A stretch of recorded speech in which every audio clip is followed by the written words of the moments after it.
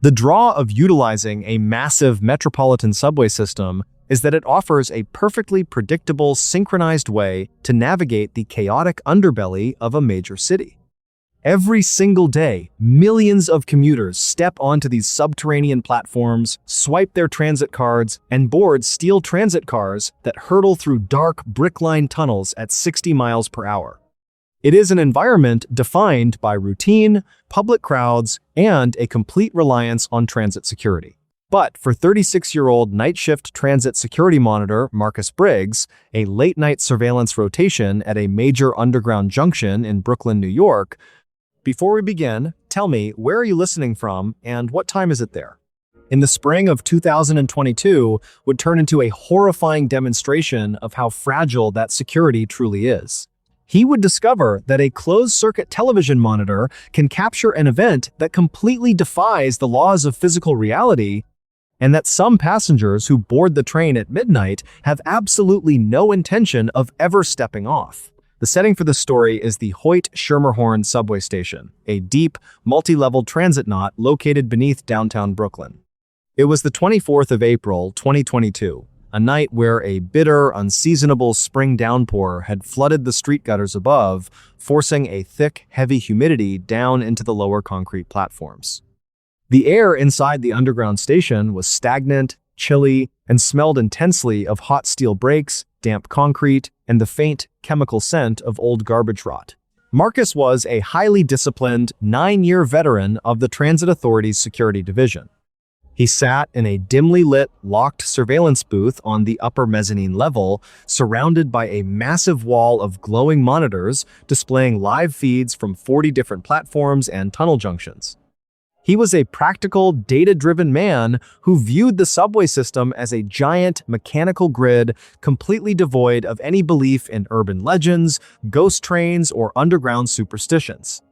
Around 1:15 a.m., the heavy rush of late-night commuters had completely dwindled away, leaving the deep lower platforms in an eerie, absolute silence. Marcus leaned forward in his mesh chair, sipping a cup of black coffee, his eyes tracking the live feed of Platform 4, which serviced the late-night local trains heading toward the outer boroughs. At exactly 1:32 a.m., a vintage, faded silver transit car pulled into the empty station, its heavy brakes letting out a long metallic shriek that echoed through the tiled tunnels. The pneumatic doors slid open with a loud mechanical hiss, revealing a completely dark, unlit passenger compartment. Sitting perfectly still on the center orange bench of the dark car was a lone passenger. He looked like a 30-year-old man wearing a heavy, dark canvas jacket, his head bowed down toward his chest. Marcus tapped his keyboard, zooming the high-definition security camera closer to the train window to see if the passenger was experiencing a medical emergency. As the digital lens adjusted its focus, the smile completely vanished from Marcus's face. The image on his monitor was perfectly sharp, but the anatomy of the passenger was completely wrong.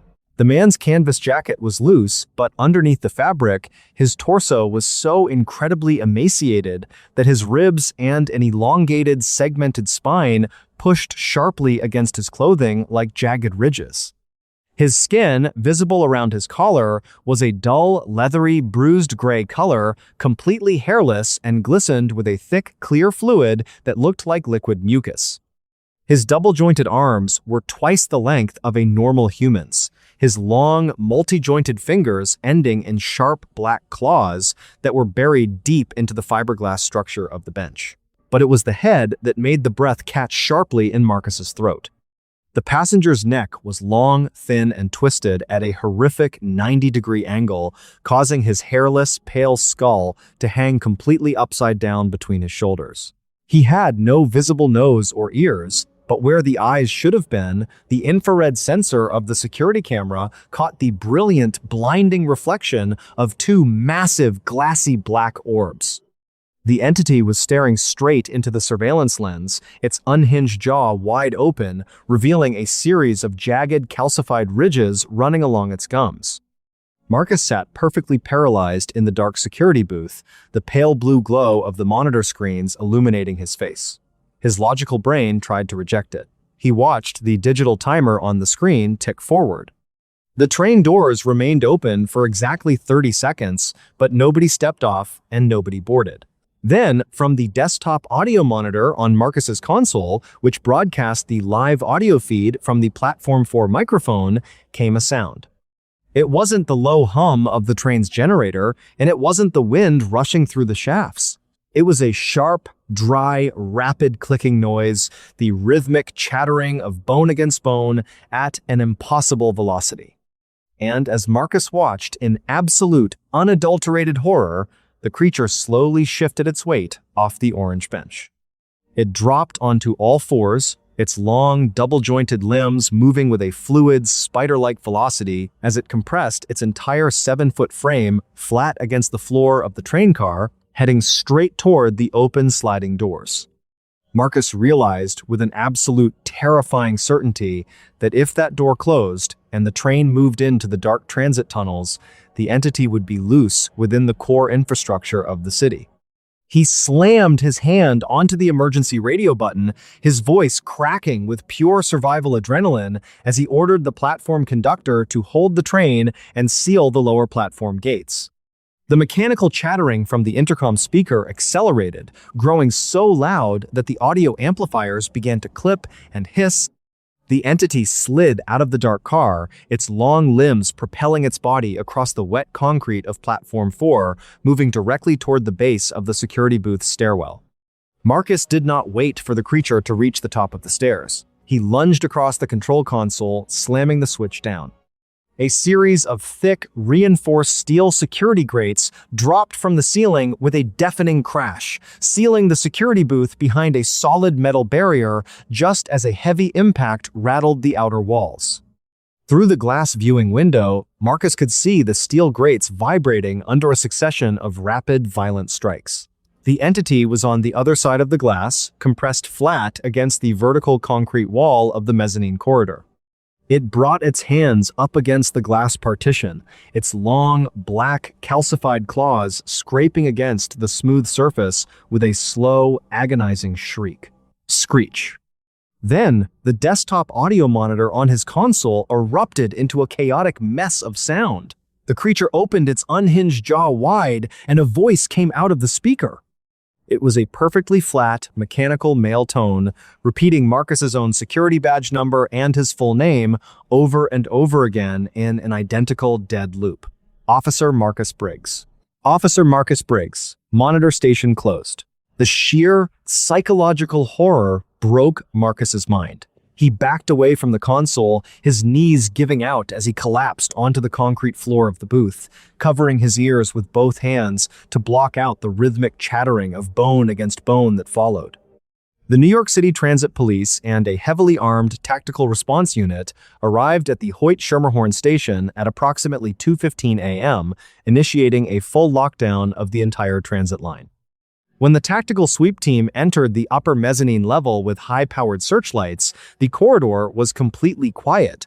The humid air smelled intensely of copper, hot grease, and a thick, sulfur-like chemical rot. The passenger was completely gone.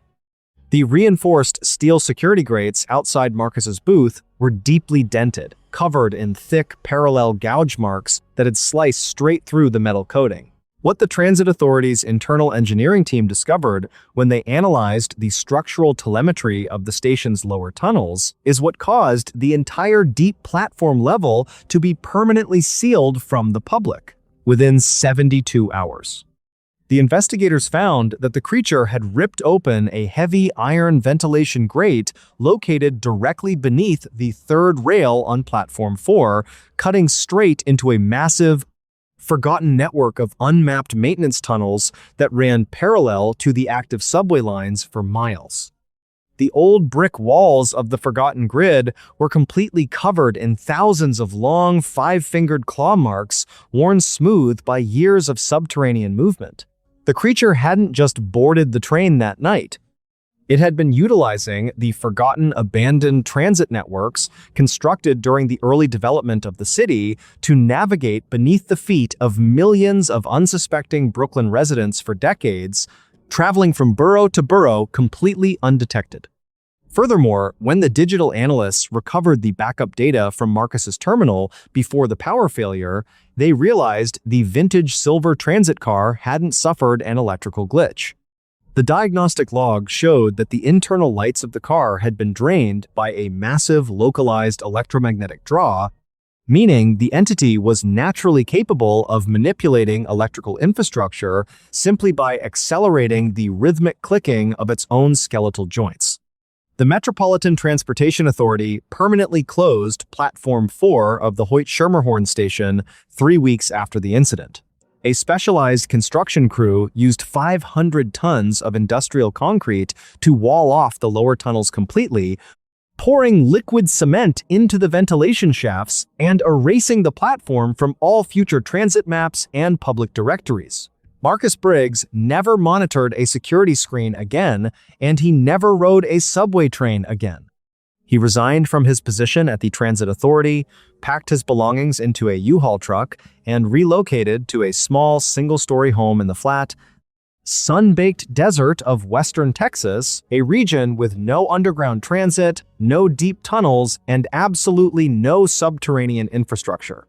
He managed to build a quiet daytime routine as a rural delivery driver, but the psychological scars of that April night remain entirely unhealed. He refuses to enter any building with a basement, he cannot tolerate dark, enclosed rooms, and he leaves a high-powered tactical lantern burning on his nightstand 24 hours a day. Because according to Marcus, the true horror of the experience isn't the memory of the chase or the creature's upside-down face. The true horror lives in the realization of what is riding right beneath us. Every time he hears a faint, muffled rumble from the ground or watches a shadow shift near a floor vent, his entire body goes completely cold.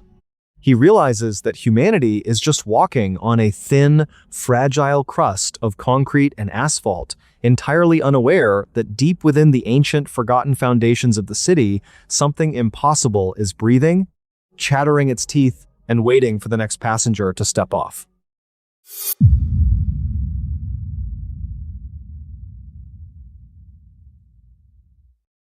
The allure of commercial show caves is that they offer a perfectly sanitized version of the underground world. When you pay for a ticket at a state park or a private cavern attraction, you expect paved pathways, handrails, and bright, colorful lights illuminating the rock formations. It feels like a museum, completely safe and entirely controlled by the staff. But for 26-year-old seasonal tour guide Tristan Vance, a late-night closing shift at a popular show cave in southern Indiana in the summer of 2016 would reveal that a simple metal gate and a warning sign are not always enough to keep the unknown at bay. He would learn that when you hear a sound coming from a part of the cave that has been closed to the public for over 50 years, you do not go looking for the source. The setting for this story is the Squire Boone Caverns, located just outside of Corydon, Indiana. It was the 24th of August, 2016, a night where the Midwestern summer heat was intensely oppressive, making the air outside heavy with humidity and the smell of dry cornfields. Inside the caverns, however, the temperature sat at a constant, chilling 54 degrees, creating a thick, ghostly mist where the warm surface air met the cold breath of the subterranean tunnels. Tristan was a local college student who worked the summer shifts to pay for his tuition. He was a practical, easygoing guy who knew the history of the caverns by heart, from the early pioneers to the specific geological formations.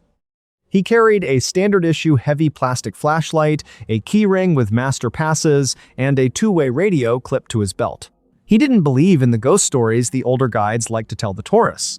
To him, the cave was just a job. Around 9:15 p.m., the last commercial tour group had exited the gift shop, and the main entrance doors were locked. Tristan was tasked with the final sweep of the public trails, a routine procedure to ensure no stray tourists had stayed behind to take extra photos. He walked along the illuminated concrete pathway, turning off the massive breaker switches section by section, plunging these spectacular stalactite chambers into a deep, velvety darkness behind him. At exactly 9:42 p.m., Tristan reached the deepest section of the public route, a wide chamber known as the Rock of Ages. At the far back of this room, hidden away from the main path by a low limestone ledge, sat the entrance to the forbidden tunnel. It was a narrow, unpaved passage that led into an unstable, flooded network of the aquifer.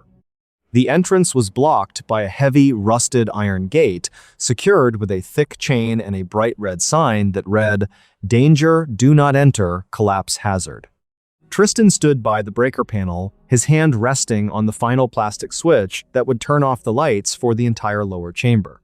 The silence in the room was immense, total and absolute, broken only by the steady, rhythmic rush of an underground waterfall cascading into a deep pit somewhere nearby.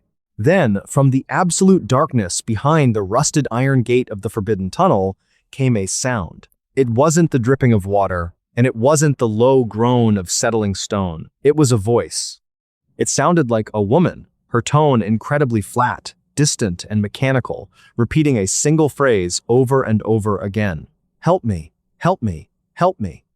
The intonation never changed. It didn't rise or fall, sounding less like a person in distress and more like a low-quality audio recording playing on a loop. Tristan froze, his heart giving a sudden, violent thud against his ribs. His first thought was that a tourist from the previous group had climbed over the limestone ledge, slipped past the gate, and fallen into the unstable shaft. He pulled his heavy flashlight from his belt, clicked the button, and directed the bright white beam straight through the iron bars of the gate. The white light cut through the heavy mist inside the tunnel, illuminating the muddy floor, the jagged limestone walls, and the rotting wooden supports from an old 1960s exploration project. The tunnel was completely empty. There was nobody there. Tristan stepped closer to the gate, his boots crunching loudly against the gravel. He pressed his face against the cold iron bars, shouting into the darkness, asking if anyone was hurt. The moment his voice echoed down the passage, the mechanical chanting stopped. The silence that followed was heavy and suffocating. Tristan held his breath, listening intently, his eyes scanning the wet clay floor inside the gate. He noticed a series of deep, parallel tracks in the mud, as if something heavy had been dragged backward into the dark recesses of the tunnel. Then, from about 30 feet deep inside the forbidden tunnel, past the reach of his flashlight beam, came a new sound. It was a sharp, dry, rapid clicking noise. It sounded exactly like bone chattering against bone at an impossible speed. Click, click, click, click. And as Tristan watched, in absolute, unadulterated horror, the two massive, glassy black orbs materialized out of the dark, hovering just 2 feet above the muddy floor. The creature was crouching on all fours, its gray, emaciated torso compressed flat against the ground, its thin neck twisted at a horrific 90-degree angle. Its upside-down face was staring directly into his flashlight lens, its unhinged jaw wide open as a clear, viscous fluid dripped from its calcified ridges into the mud. The creature didn't make a sound from its throat. It simply shifted its weight and launched its 7-foot frame forward, its long, double-jointed limbs propelling its body through the narrow tunnel with an insect-like velocity, heading straight for the iron gate where Tristan was standing. Tristan did not think. He dropped his two-way radio, spun on his heel, and slammed his hand onto the final breaker switch. The entire lower chamber of the Rock of Ages was instantly plunged into a deep, pitch-black darkness, save for the single, trembling beam of his plastic flashlight. He bolted up the concrete pathway, his sneakers skidding violently against the wet, smooth surface. The handrails blurred past his left hand as he threw his body up the steep incline, his chest heaving with a frantic, desperate energy. Behind him, a horrific, metallic impact echoed through the chamber. Clang! The creature had slammed its 7-foot frame directly into the rusted iron gate. The sound of the thick chain snapping and the iron hinges tearing out of the ancient limestone wall reverberated off the cavern's ceiling like a gunshot. The entity was out of the forbidden tunnel. Now, the sound of the pursuit was closing the distance with terrifying speed. It was a rapid, four-legged scrambling, a succession of solid, wet impacts against the concrete trail. Thump, thump, thump, thump. The creature's long, double-jointed limbs were propelling its emaciated body up the steep incline with an absolute insect-like velocity, completely unbothered by the slope. Tristan reached the stairs leading to the middle level. a narrow section where the trail twisted through a tight, low-ceilinged passage called the Needle's Eye. He ran with his head ducked down, his flashlight beam bouncing frantically off the wet stone walls. As he rounded a sharp bend, his foot caught the edge of a concrete step.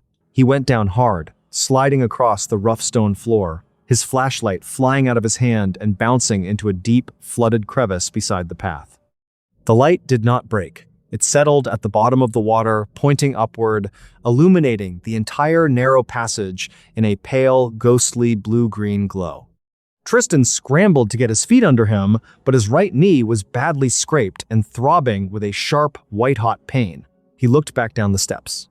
Crouching at the bottom of the short flight of stairs, fully caught in the upward glow of the submerged flashlight, was the entity. Its gray, leathery torso was compressed completely flat against the concrete, its thin neck elongated and twisted at that horrific 90-degree angle. Its upside-down face was fixed directly on Tristan's eyes, its unhinged jaw wide open as a thick, clear string of fluid dripped from its calcified ridges onto the path. The creature raised one of its long, skeletal arms, its black claws scraping against the concrete step with a slow, agonizing shriek. Screech. Then it opened its mouth wide and the voice came out again. It was the exact same flat, mechanical female tone Tristan had heard earlier, but this time it didn't say, "Help me." It repeated Tristan's own full name over and over in that identical dead loop. Tristan Vance. Tristan Vance. Tristan Vance. The sheer psychological terror of hearing his own name echoed back to him by an impossible entity broke Tristan's mind. With a breathless scream, he dragged his body upward using the steel handrails, forcing his injured leg to move as he lunged through the exit tunnel toward the upper level. He burst through the final security door into the back room of the commercial gift shop, slamming the heavy reinforced steel door shut behind him and throwing the deadbolt into place. He collapsed against the metal, his heart hammering so violently against his ribs he was certain it would give out. From the other side of the thick steel door came a single heavy thud. Thump. Then, the dry, rapid chattering of bone against bone echoed faintly through the metal frame, followed by the soft, wet sliding of flesh as the creature descended back into the dark depths of the public cavern. Tristan was found by the morning shift manager at 7:30 a.m., curled into a tight ball in the corner of the locked gift shop, his clothes covered in cave mud, his eyes wide, vacant, and completely unblinking. The Indiana State Police and the Harrison County Sheriff's Department launched a full investigation of the Squire Boone Caverns over the weekend. A tactical sweep team consisting of 4 armed officers and a subterranean safety engineer moved through the lower levels with high-powered searchlights and shotguns. When they reached the Rock of Ages chamber, they found the entrance to the Forbidden Tunnel completely open. The heavy iron gate had been ripped entirely off its mountings, the thick steel links of the chain snapped in half.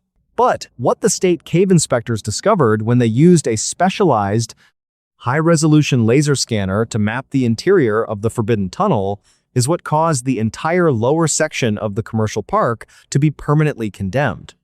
The unpaved tunnel didn't just lead to an unstable aquifer, it connected to a massive vertical shaft that plunged hundreds of feet into the deep, unmapped foundations of the state's cave system. And when the technicians analyzed the laser imagery of the vertical shaft, they realized the limestone walls were completely covered in thousands of the long, 5-fingered claw marks. The tracks didn't just stay in the dark. When the police reviewed the audio from Tristan's dropped 2-way radio, which had recorded the entire incident from the floor of the chamber, they discovered that the mechanical female voice wasn't an audio loop. The frequency analysis showed that the creature was mimicking the exact vocal cords of a local high school student who had disappeared in the surrounding woods in the summer of 1985.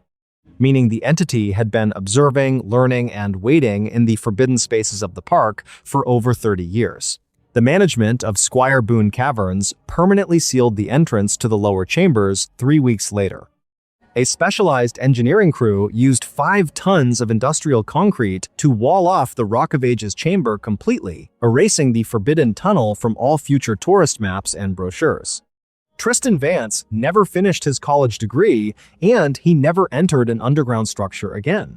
He packed his clothes into his car, left the state of Indiana, and moved to a newly constructed concrete slab home in the high, sun-baked desert of Moab, Utah, a place where the ground is solid rock, the sun is blindingly bright, and there are absolutely no trees, no mist, and no caves.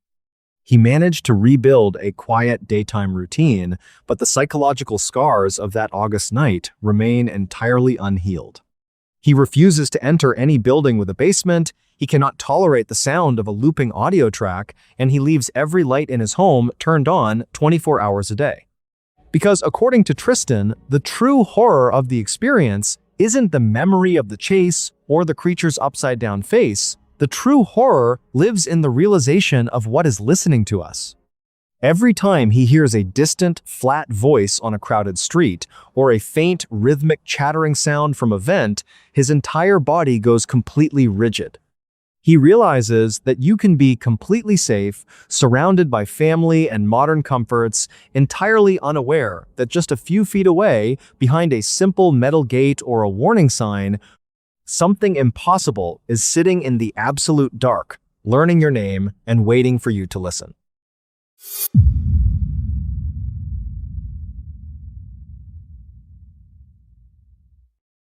Every year, thousands of urban explorers pack up their flashlights, cameras, and backpacks to venture into the abandoned remnants of America's past. They go to old, decaying hospitals, forgotten amusement parks, and hollowed-out industrial factories. Most of the time, the only things they leave with are some cool digital photos, a bit of dust on their boots, and a unique story to tell their friends.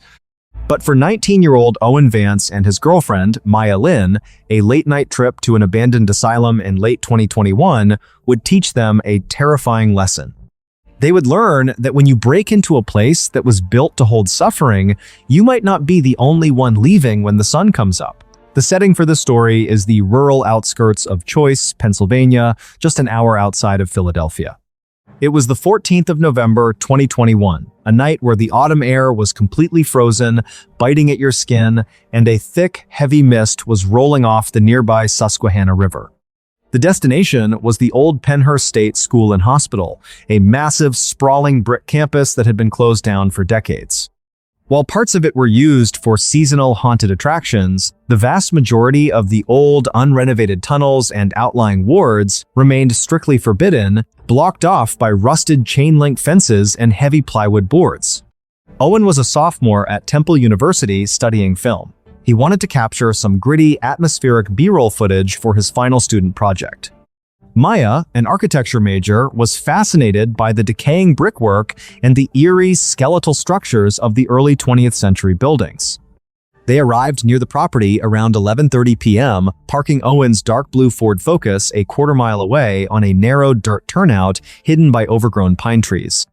They slipped through a tier in the perimeter fence, their breath forming rapid, white clouds in the freezing air. The silence of the asylum campus was heavy, almost suffocating. The only sound was the distant, rhythmic clicking of a loose piece of corrugated metal flapping against a roof in the biting wind. They made their way to the rear of the old dietary building, where a small basement window had been smashed open by previous trespassers. One by one, they dropped down into the absolute pitch blackness inside. Owen clicked on his high-powered tactical flashlight, the bright white beam cutting through decades of dust, peeling lead paint, and scattered debris. The air inside smelled terribly old, metallic, and damp, like a wet basement that had been sealed tight since the 1980s. For the first hour, everything went exactly according to plan. Owen captured incredible, haunting footage of rusted gurney frames, shattered medicine bottles, and old, handwritten medical logs rotting on the floorboards. At exactly 12:45 a.m., they reached the entrance of the subterranean tunnel system. These were the narrow, concrete passages that connected all the wards underground, used to transport supplies and patients during the harsh Pennsylvania winters. The tunnel was exceptionally cold, the concrete walls damp to the touch, with puddles of black, stagnant water reflecting the light of Owen's flashlight. As they walked deeper into the tunnel, Maya suddenly stopped. She grabbed Owen's jacket sleeve, her fingers digging tight into the fabric. She whispered, asking him if he heard that. Owen stopped walking. He held his breath, tilting his head forward into the darkness. At first, there was nothing but the steady, slow drip of water from the ceiling pipes striking the puddles below. Drip, pause, drip. But then, from about 50 feet ahead of them, where the tunnel took a sharp 90-degree turn into the dark, came a different sound. It was a soft, barefoot slapping sound against the wet concrete. Slap, slap, slap. It was irregular, halting, as if whatever was making the sound was dragging one of its feet behind it.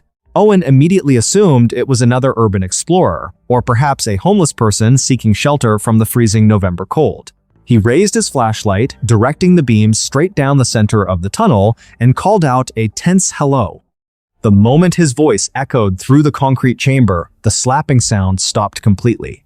Owen and Maya stood frozen for 20 seconds waiting for a reply. No one answered.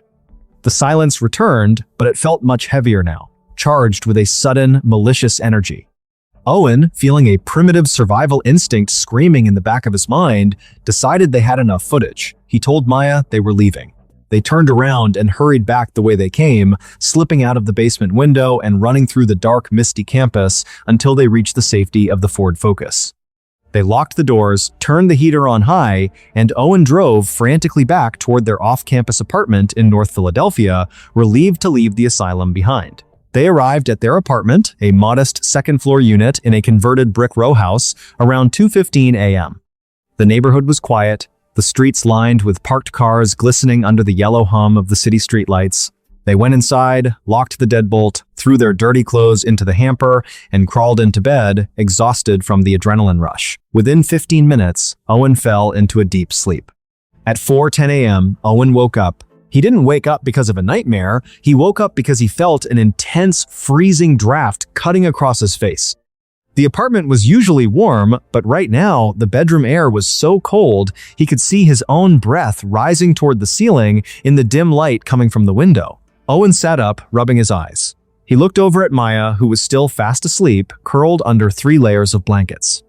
He figured the old radiator system had failed, or perhaps he had left the kitchen window cracked open after dinner. He slid out of bed, his bare feet hitting the freezing floorboards, and walked out into the small, narrow hallway that connected the bedroom to the living room and kitchen. The apartment was pitch black. Owen didn't want to turn on the overhead lights and wake Maya, so he used the screen of his smartphone to light his path.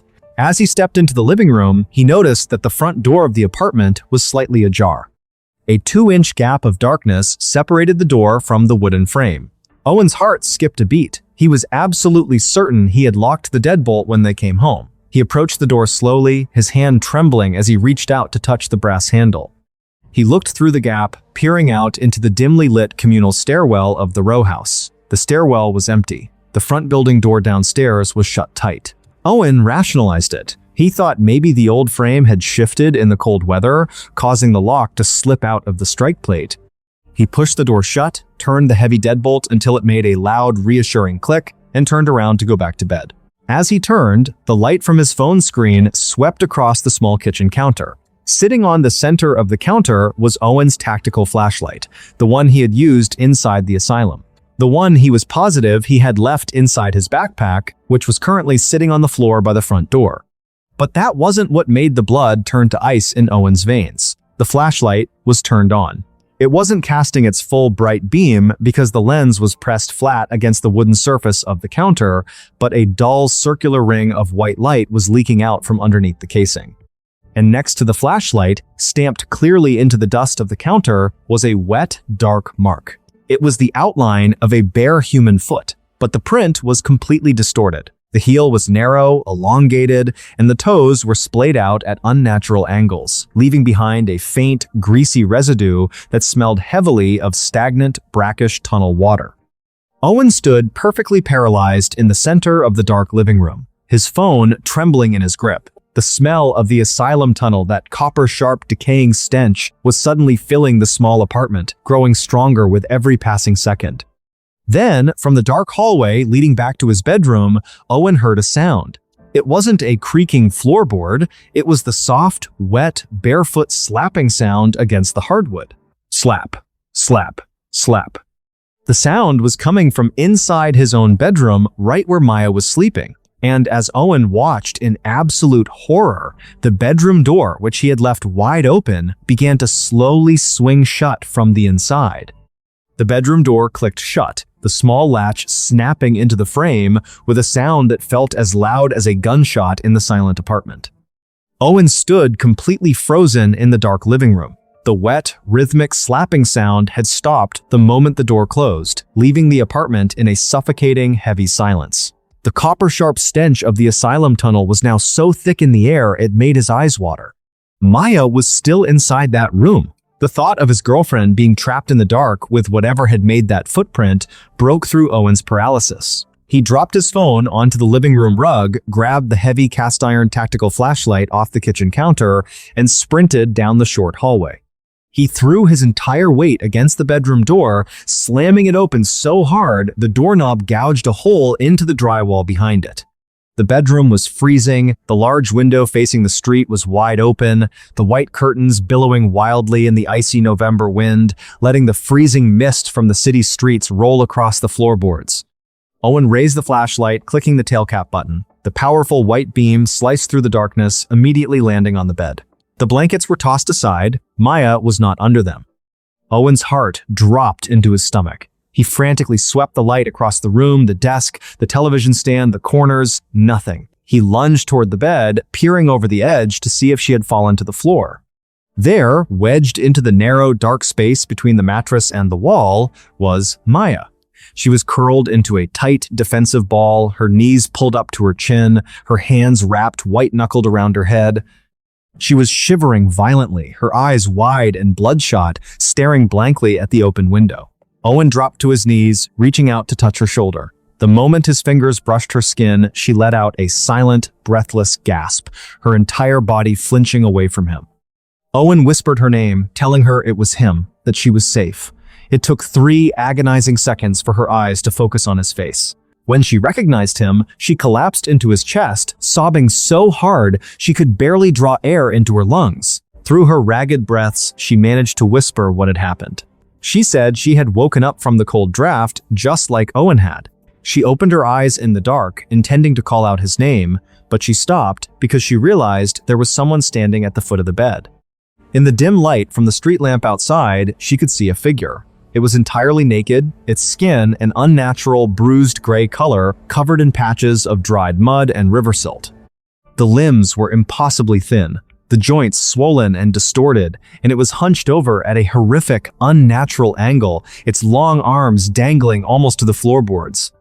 Maya said the creature didn't move for a long time. It just stood there in the dark, listening to the sound of Owen walking out into the living room. Then, very slowly, it leaned forward, its hairless, smooth head stopping just inches away from her face. She said it didn't have eyes, just smooth, scarred skin where its sockets should have been, but it tilted its head from side to side, sniffing the air, letting out a faint, wet, clicking sound from deep within its throat. When it heard Owen picking up the flashlight in the kitchen, the creature didn't run out the window. It slowly backed away, pulled the bedroom door shut, and then, with absolute silence, it slid backward into the shadows of the open closet. Owen's blood ran completely cold. He was still sitting on the floor, holding Maya against his chest. Slowly, inevitably, his eyes drifted away from his girlfriend and focused on the far corner of the bedroom. The closet door was wide open. Owen raised the tactical flashlight, his hand shaking so violently the beam of light danced erratically across the walls. He focused the bright white circle directly into the interior of the closet, cutting through the hanging jackets and rows of shoes. The closet was empty. But hanging from the metal clothing rod, right in the center of the space, was the heavy canvas backpack Owen had used at the asylum. The zipper had been completely torn open. Inside, his film camera was missing. Then, from the dark open window behind them, came a sound. It wasn't the wind. It was a high-pitched, mocking imitation of Owen's own voice, echoing from the alleyway 3 stories below. It rasped out a single word, "Hello?" followed by a wet, rapid, barefoot slapping sound accelerating down the asphalt until it faded into the city traffic. Owen didn't wait for the police. He dragged Maya out of the apartment, leaving everything they owned behind, got into his Ford Focus, and drove straight to the nearest precinct station in downtown Philadelphia. The police investigation yielded terrifying physical evidence, but no suspects. When detectives searched the apartment later that morning, they found the missing film camera sitting on the fire escape outside the bedroom window. The lens was smashed, but the digital memory card inside was completely intact. When federal investigators extracted the data from the card, they discovered that 3 new video files had been recorded between 3:45 a.m. and 4 a.m. that night while Owen and Maya were asleep. The footage was captured from a high angle, looking directly down at the bed from the ceiling rafters. The videos showed both Owen and Maya sleeping peacefully under the blankets, completely oblivious to the fact that something was crouching directly above their heads, holding the camera with long gray fingers, filming them in the pitch blackness for 15 uninterrupted minutes.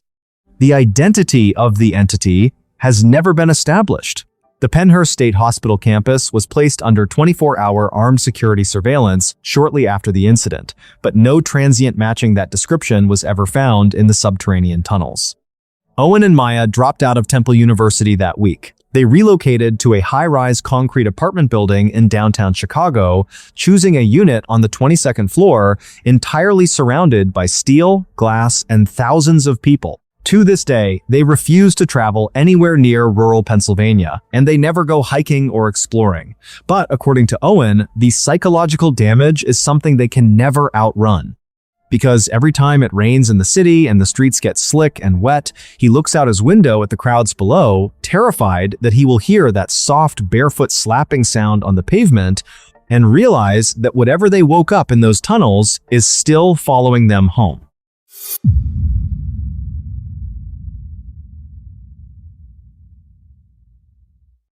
The sport of cave diving is widely considered to be one of the most dangerous extreme activities on the planet. When you go skydiving or mountain climbing, if something goes wrong, your instinct is to look up toward the open sky where the rescue can come from. But when you are hundreds of feet deep inside an underwater cave system, there is no up. Up is solid stone. There is only forward, backward, and the absolute crushing darkness of the earth. If you make a mistake, even a tiny micro mistake that takes less than a second to execute, the environment does not forgive you. For 24-year-old Wyatt Briggs, a certified dive master from northern Florida, a routine exploration in the summer of 2019 would turn into a masterclass in survival terror. He would learn that a distance of just 100 feet can become an impassable chasm between life and the deep dark. The setting for this story is the Peacock Springs State Park, located in Live Oak, Florida. It was the 14th of July, 2019, a day where the southern humidity was so thick it felt like trying to breathe through a wet towel, with the afternoon sun beating down brutally on the oak trees and the limestone sinkholes. Peacock Springs is famous among the global diving community because it contains miles of flooded subterranean passages that twist and turn through the ancient Florida aquifer. The water inside these caves is crystal clear, sitting at a constant, refreshing 72 degrees, which makes it incredibly tempting for divers looking to escape the blistering summer heat. Wyatt was not an amateur. He had over 300 log dives, many of them inside overhead environments. He knew the golden rules of cave diving by heart. Always maintain a continuous guideline to the open water, never pass a restriction without assessing your air supply, and follow the rule of thirds: 1/3 of your air to go in, 1/3 to come out, and 1/3 held in absolute reserve for emergencies. On this particular Sunday, around 2:15 p.m., Wyatt arrived at the park entrance with his regular dive partner, a guy named Austin. They were planning to explore a lesser-known offshoot of the main tunnel system, a narrow, restrictive passage, colloquially known among locals as the Peanut Tunnel because of how tightly the limestone walls squeezed together in the center. They geared up at the wooden benches near the water's edge, checking their twin aluminum tanks, their primary and backup flashlights, and their regulator hoses. Everything was pristine. They waded into the cool teal water of the sinkhole, adjusted their masks, and dropped below the surface, leaving the hot Florida sun behind. As they descended into the mouth of the cave, the ambient sunlight quickly faded, replaced by the sharp blue-white beams of their high-powered dive lights. The main cavern was majestic, featuring giant white limestone pillars and wide vaulted chambers that felt like an underground cathedral. They clipped their primary reel to the permanent gold line that marked the main trail and swam deeper into the darkness. At exactly 2:45 p.m., they reached the entrance of the Peanut Tunnel, located about 400 feet from the surface opening and 80 feet below the ground level. The entrance was a small, horizontal slit in the rock face, barely wide enough for two divers to swim side by side. Austin went first, his fins kicking in a slow, precise, modified frog kick designed to prevent disturbing the delicate silt on the floor of the cave. If a diver panics and kicks wildly, the fine mud on the bottom will instantly stir up, turning the crystal-clear water into a zero-visibility room that resembles chocolate milk. Wyatt followed close behind, holding the aluminum spool, letting the nylon guideline slide smoothly between his gloved fingers. The tunnel was tight. The jagged limestone ceiling was rubbing against the top of Wyatt's twin tanks, creating a dry, scraping sound that echoed through his helmet. Scrape, slide, scrape. They navigated the narrow passage for about 15 minutes, moving deeper into an uncharted section of the aquifer. The architecture of the cave was changing, the walls becoming darker, stained with black manganese deposits that seemed to absorb the light from their flashlights. Around 2 p.m., they reached a dead-end chamber. The tunnel simply tapered off into a solid wall of porous stone.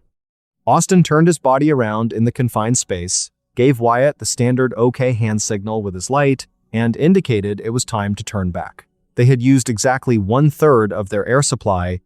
Wyatt nodded, prepared to turn his body around to lead the way out along the line. But as he rolled his torso to the left, his heavy metal pressure gauge caught on a sharp, protruding shard of limestone. It was a tiny snag, a micro-movement. Wyatt didn't even feel it happen, but the sharp rock acted like a knife, severing the high-pressure rubber hose connecting his tank to the gauge. Instantly, a deafening, violent roar erupted inside the small stone chamber. A massive, chaotic explosion of silver air bubbles burst out from behind Wyatt's left shoulder, completely obscuring his vision and throwing his body violently against the ceiling. The high-pressure air was escaping at an alarming rate, creating a vacuum effect that began to freeze the regulator in his mouth. Panic is the ultimate killer in underwater environments. When your heart rate spikes, your lungs demand 3 times more oxygen, and your logical brain shuts down. Wyatt knew this. He forced himself to freeze, closing his eyes in the center of the roaring bubble storm, trying to locate the source of the leak by touch. Austin saw the explosion of bubbles and immediately swam toward his partner, pulling his own backup regulator hose free to offer it to Wyatt. But the visibility in the tiny chamber was deteriorating at a terrifying speed.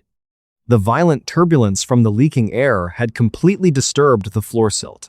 Within 10 seconds, the crystal-clear water vanished, replaced by a thick, opaque wall of brown mud. Visibility went from 100 feet to absolute 0. Wyatt was completely blind. He couldn't see his own hands, he couldn't see Austin's light, and the roar of the escaping air was so loud he couldn't hear anything else. He reached out his right hand, searching for the nylon guideline, his only link to the living world.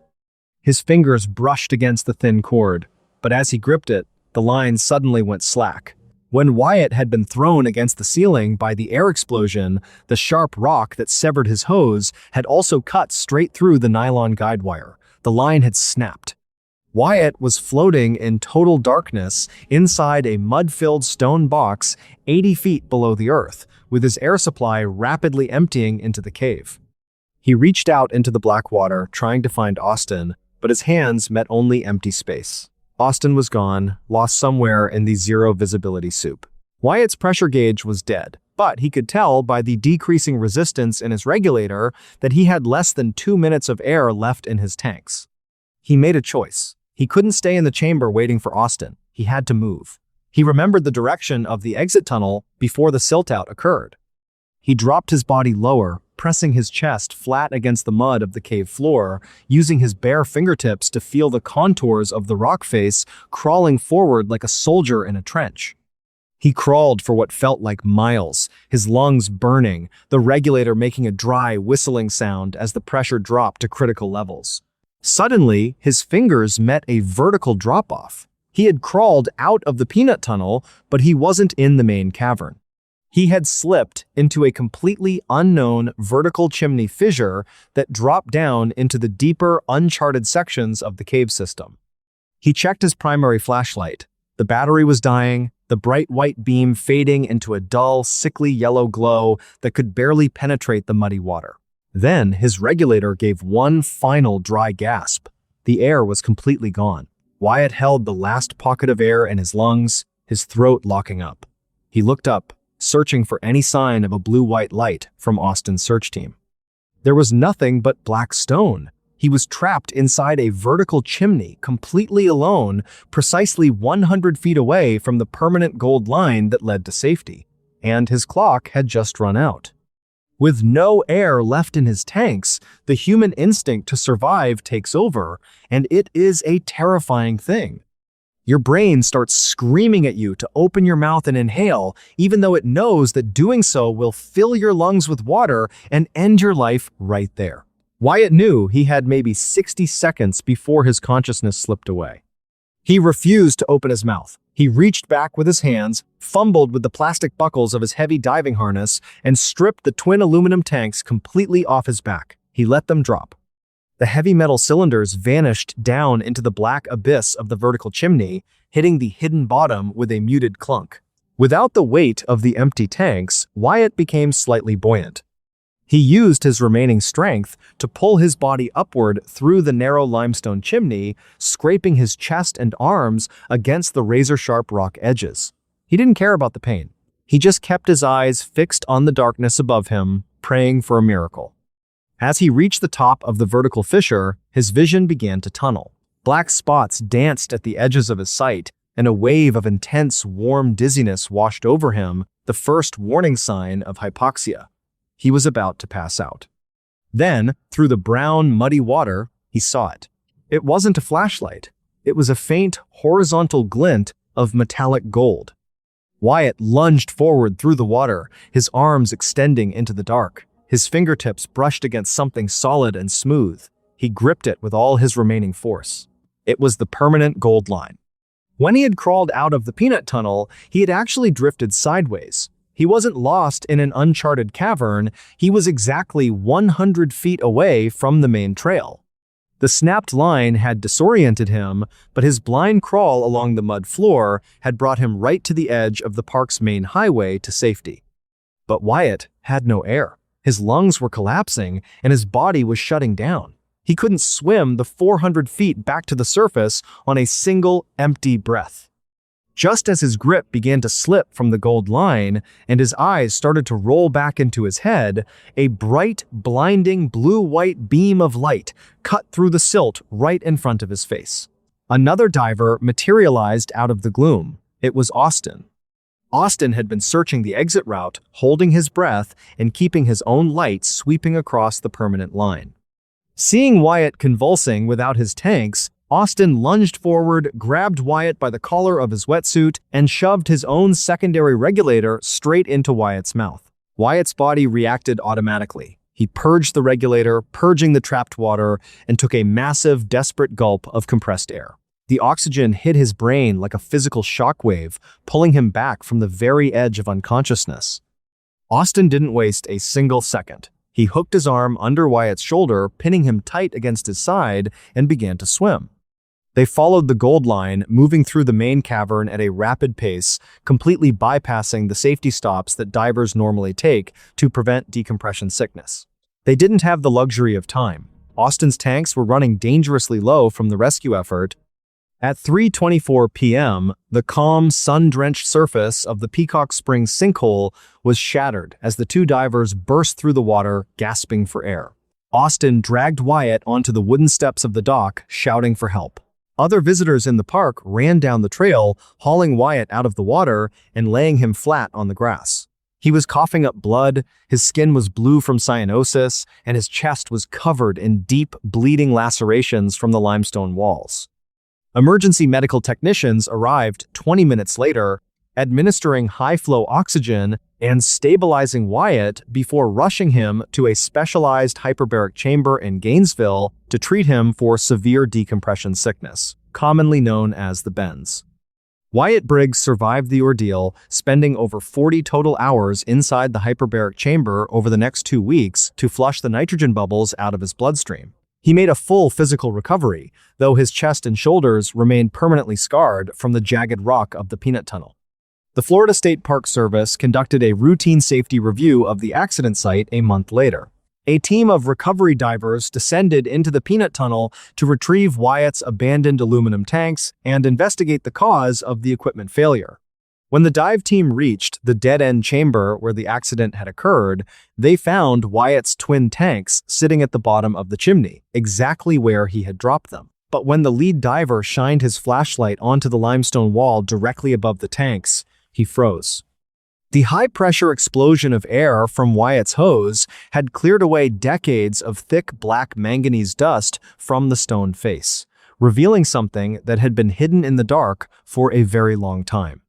Carved deeply into the limestone wall, right next to the sharp rock shard that had severed Wyatt's hose, were 3 distinct horizontal tally marks, followed by a series of rough, hand-scratched letters that had been worn smooth by the water over decades.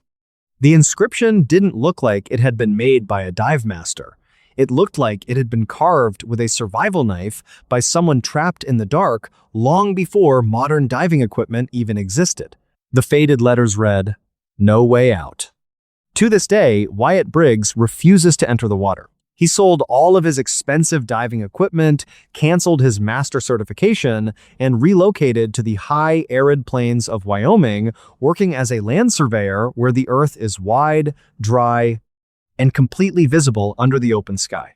He managed to move on, but the psychological weight of that summer afternoon has never left him. Because according to Wyatt, the true terror of the experience isn't the memory of the drowning or the darkness. The true terror lives in the realization of how fragile the line between life and death truly is. Every time he looks at a map or walks across a field, his mind measures the distance. He realizes that you can be completely safe, surrounded by family and sunshine, but if you take just one wrong step, you can find yourself exactly 100 feet away from a dark hole in the world where nobody can hear you scream.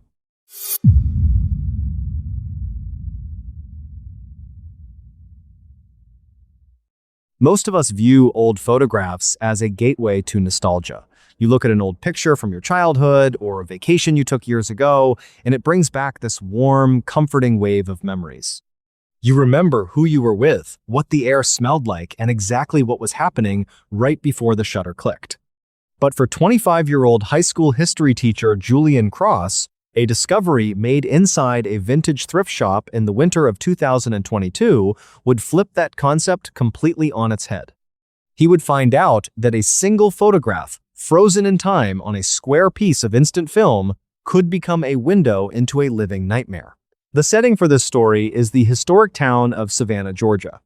It was the 18th of January, 2022, a night where the southern coastal air was unusually freezing, forcing a thick, heavy sea fog to creep up from the Savannah River. This fog rolled through the cobblestone streets, wrapping itself around the ancient oak trees and the historic antebellum mansions, making the entire town feel completely isolated and heavy with secrets. Julian lived alone in a rented one-bedroom apartment on the second floor of a restored 1890s brownstone building right near Forsyth Park. He was a quiet, bookish guy who spent his weekends hunting for historical artifacts, old journals, and vintage cameras at local antique markets. On this particular Tuesday, around 4:30 p.m., just as the sun was beginning to drop below the horizon and the fog was rolling in, Julian stepped into a dusty, dimly lit thrift store called Past Tense Antiques on Broughton Street. The shop was a maze of old grandfather clocks, stacks of weathered books, and boxes of unsorted estate items. While rummaging through a wooden crate in the very back of the store, Julian's eyes landed on an old tan leather case. Inside was a vintage 1980s Polaroid Sun 600 instant camera. It was covered in a light layer of dust, but structurally, it was in perfect condition. Julian, fascinated by the mechanical simplicity of old tech, bought the camera for $15, tucked it under his arm, and walked back to his apartment through the freezing fog. By 7:30 p.m., Julian was sitting at his kitchen table drinking a mug of black coffee. The apartment was completely silent, except for the rhythmic, low hiss of the steam radiator in the corner. He cleaned the camera body with a microfiber cloth, opened the bottom film bay, and was surprised to find that there was an old film cartridge still loaded inside. The mechanical counter on the back of the camera indicated that there was exactly one unexposed frame left in the pack.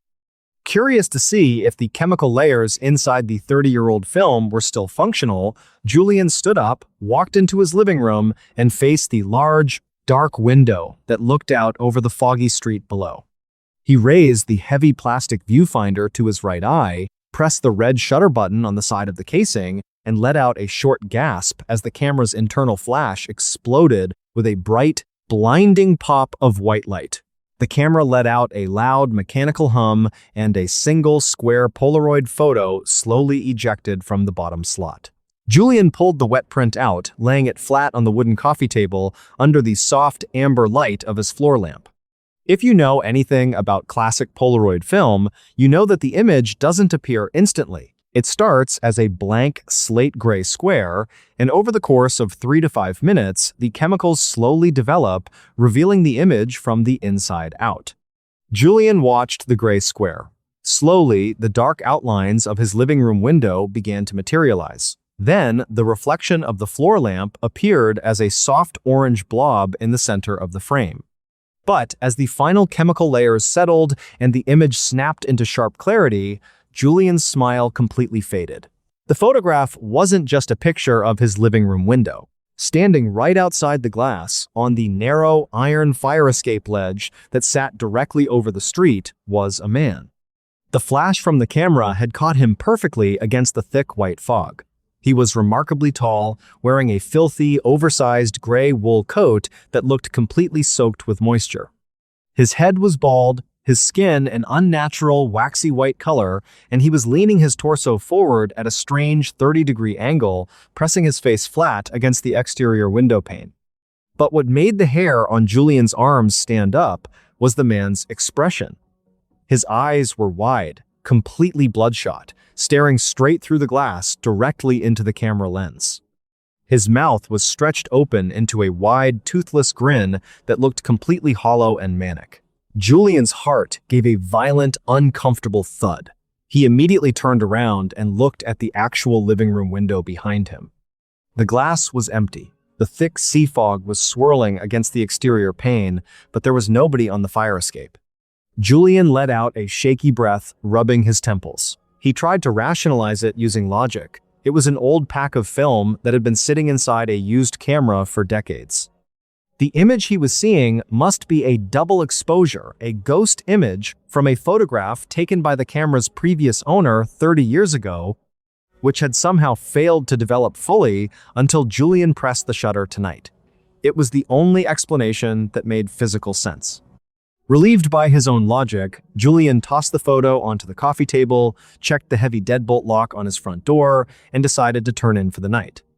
He walked into his bedroom, turned off the lights, and crawled under the covers, listening to the heavy wind whipping the fog through the trees in the park outside. At 2:14 a.m., Julian woke up. He didn't wake up from a dream. He woke up because he heard a very distinct, sharp noise coming from the living room. It was a slow, rhythmic tapping sound against a hard surface. Tap, tap, tap. It didn't sound like wood creaking, and it didn't sound like the radiator. It sounded exactly like a long, thick fingernail clicking against a pane of glass. Julian lay perfectly still in the dark bedroom, his muscles completely locking up as adrenaline surged through his system. The tapping stopped for 10 seconds, then started again, louder this time, coming from the direction of the living room fire escape window. Julian pulled the blankets aside, his bare feet hitting the cold floorboards. He reached into his nightstand drawer, pulled out a heavy steel flashlight, and crept slowly out of the bedroom into the narrow, dark hallway. The apartment was freezing. The air felt heavy, damp, and smelled sharply of river silt and old wool, a scent that shouldn't be inside a locked second-floor apartment. Julian reached the edge of the living room. He didn't turn on the overhead lights. He kept his flashlight turned off, using the faint, pale glow of the street lamp filtering through the fog to navigate. He approached the coffee table, intending to grab his phone to call the Savannah Police Department. As he reached down toward the table, his hand brushed against the square Polaroid photograph he had left under the lamp. Involuntarily, Julian raised the photo to his eyes, looking at it in the dim gray light coming from the window. The image had changed. The chemical development process was completely finished now, but the man in the gray coat was no longer standing outside on the fire escape ledge. In the photograph, the living room window was wide open, the white curtains blowing inward. The tall, pale man had moved. He was now standing completely inside the living room, his oversized coat dripping water onto Julian's rug, his torso leaning forward at that same horrific angle as he stared directly at the bedroom hallway where Julian was currently standing. Julian's breath caught in his throat. He dropped the photo onto the floor, his mind fracturing into pure terror. A photograph cannot change after it is printed. It is a physical impossibility. Then, from the darkness of the living room right in front of him, came a sound. It wasn't a tap on the glass. It was the heavy, wet sound of a thick fabric shifting in the dark, followed by a low, wheezing breath that carried the distinct smell of stagnant river water. Julian raised his flashlight, his hand shaking so violently the metal casing rattled against his fingers, and pressed the button. The powerful white beam of light sliced through the darkness of the living room, illuminating the empty sofa, the rug, and the window. The window was shut tight. The deadbolt was in place. There was absolutely nobody there. But as Julian lowered the flashlight beam toward the floor, the light caught the surface of the coffee table. Sitting right next to the vintage Polaroid camera was a brand new, freshly developed square photograph. It was resting face up on the wood. Julian walked forward like a man in a trance, his boots feeling heavy as lead. He pointed the flashlight straight down at the new print. The photo was a high-definition shot of the dark hallway he had just crawled out of. It was taken from an angle inside the room, looking directly at Julian's back as he stood by the table. And standing right behind Julian in the frame, its long, pale fingers hovering just inches above his shoulder, was the man in the gray coat. Julian felt a cold sweat break out across his entire body.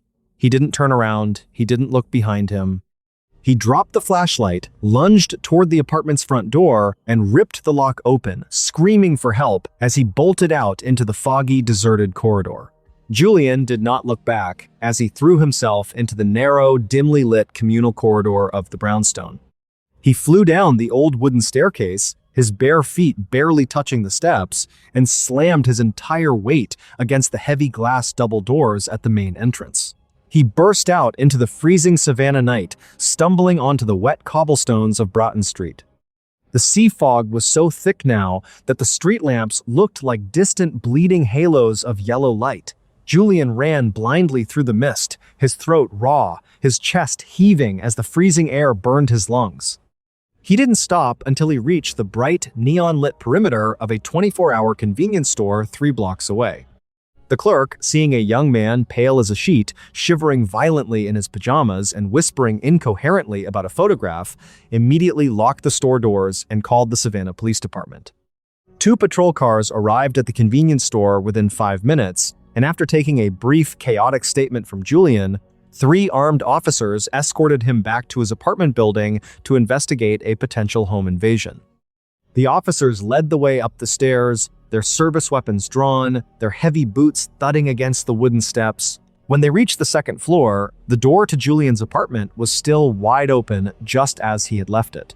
The officers moved through the small apartment in a tactical sweep, clearing the kitchen, the living room, and the bedroom. The space was completely empty. The windows were locked from the inside, the fire escape was clear, and there was absolutely no physical sign of a struggle or a forced entry. But what the responding officers found sitting on the wooden coffee table in the center of the living room is what transformed this case from a standard prowler report into an absolute psychological nightmare. The vintage Polaroid camera was sitting exactly where Julian had left it. Next to it, resting face up on the dark wood, were the two square photographs. The lead officer picked up the first photo, the one Julian had taken of the window. The chemicals had completely stabilized. The image showed the living room window, the white curtains, and the thick sea fog outside. But the tall, pale man in the gray coat was gone. The fire escape ledge was completely empty. The officer then picked up the second photo, the one that had materialized on the table, while Julian's back was turned. The photograph was a crystal-clear, high-definition shot of the empty hallway leading to the bedroom. But Julian wasn't in the frame anymore, and neither was the man in the gray coat. Instead, the photo was focused entirely on the wooden coffee table itself. On the surface of the table in the photograph, written in dark, wet fluid that looked like Black River silt, was a short, hand-scratched message. The officers immediately turned their flashlights down toward the actual physical coffee table in front of them to see if someone had written on the wood. The tabletop was completely clean. There was no silt, no moisture, and no text on the physical wood. But when they looked back at the photograph, the message on the table inside the image was sharp and legible. It read, "I am under the bed." A sudden, heavy silence fell over the room. The three officers slowly turned their heads toward the open bedroom doorway at the end of the hall. The lead deputy drew his weapon again, gesturing for the others to follow him.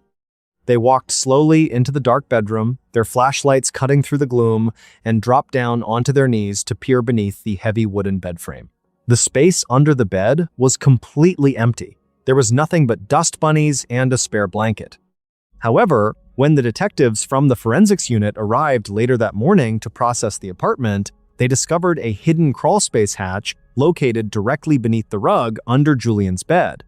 The hatch led to an old, forgotten maintenance shaft that ran through the hollow center of the 1890s building, connecting the basement directly to the floorboards of the second-story apartments. Inside that narrow, pitch-black shaft, the forensics team found a nest of old wet blankets, several empty water bottles, and a pile of discarded Polaroid film backings dating from the mid-1980s to the present day. The suspect hadn't just broken into the apartment that night. Someone had been living inside the walls of the building for months, using the maintenance shaft to observe Julian through the small gaps in the floorboards and the radiator pipes. The most terrifying discovery came when the FBI's cybercrime unit analyzed the vintage Polaroid camera itself. The internal mechanisms had been meticulously altered. Someone with an advanced knowledge of optics had installed a tiny secondary lens and a fiber optic delay circuit inside the film bay. The camera hadn't captured a ghost image, and it hadn't captured a supernatural event. The mechanism had been rigged so that whenever a photograph was taken, the secondary lens would secretly expose a pre-recorded image onto the next frame in the cartridge. The tall, pale man in the gray coat wasn't a spirit. He was a real, living person who had built the device, planted it in the thrift store on Broughton Street, and then waited inside the walls of Julian's apartment for him to buy it, bring it home, and press the shutter. Despite an extensive investigation that lasted for over a year, the identity of the man in the gray coat was never discovered. He had evacuated the maintenance shaft through a basement drainage tunnel before the police officers ever arrived at the building.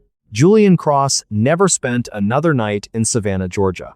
He resigned from his teaching position the very next morning, packed his clothes into his car, and moved to a newly constructed concrete slab home in the desert suburbs of Phoenix, Arizona, a place with no basements, no old buildings, and absolutely no history.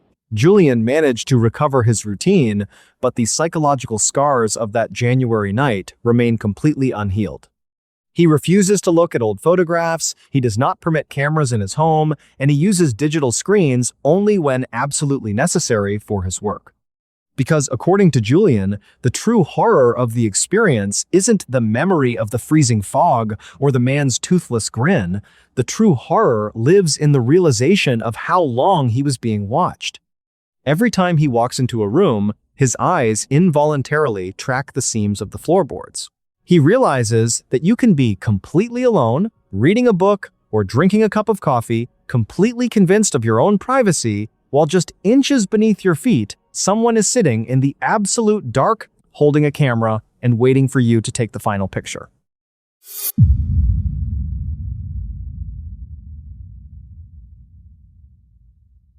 The appeal of extreme solo night hiking is that it forces you to rely entirely on your own senses.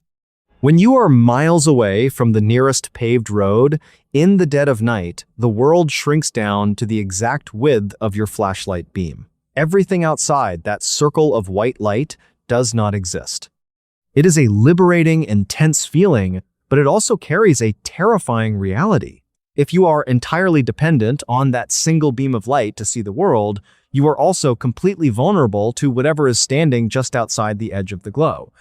For 32-year-old high school track coach Derek Vance, a late-night hike through the rugged wilderness of Western Oregon in the summer of 2021 would turn into a masterclass in psychological survival. He would find out that sometimes your light doesn't protect you from the dark, it just shows you what is waiting for you inside it. The setting for this story is the Rogue River Siskiyou National Forest, a massive, ancient wilderness characterized by steep, timber-covered ridges, deep granite canyons, and miles of dense, overgrown trails. It was the 14th of August, 2021, a night where the Pacific Northwest air was heavily thick, smelling of damp cedar needles, wild ferns, and the faint, sweet scent of oncoming summer rain. Derek was an elite athlete and an experienced outdoorsman. He routinely went on night runs and hikes to clear his head, carrying a lightweight tactical backpack, a heavy-duty military-grade flashlight, and a handheld GPS unit. He was a practical, logic-driven guy who didn't believe in superstitions, ghosts, or urban legends. He viewed the forest as a gym, nothing more. Around 11:45 p.m., Derek was about 6 miles deep into an isolated loop trail called the Panther Ridge Track. The silence of the forest at this hour was total, dead, and absolute. The heavy canopy of old-growth Douglas firs blocked out the light from the stars, leaving the trail in a state of pitch-black darkness that felt almost physical.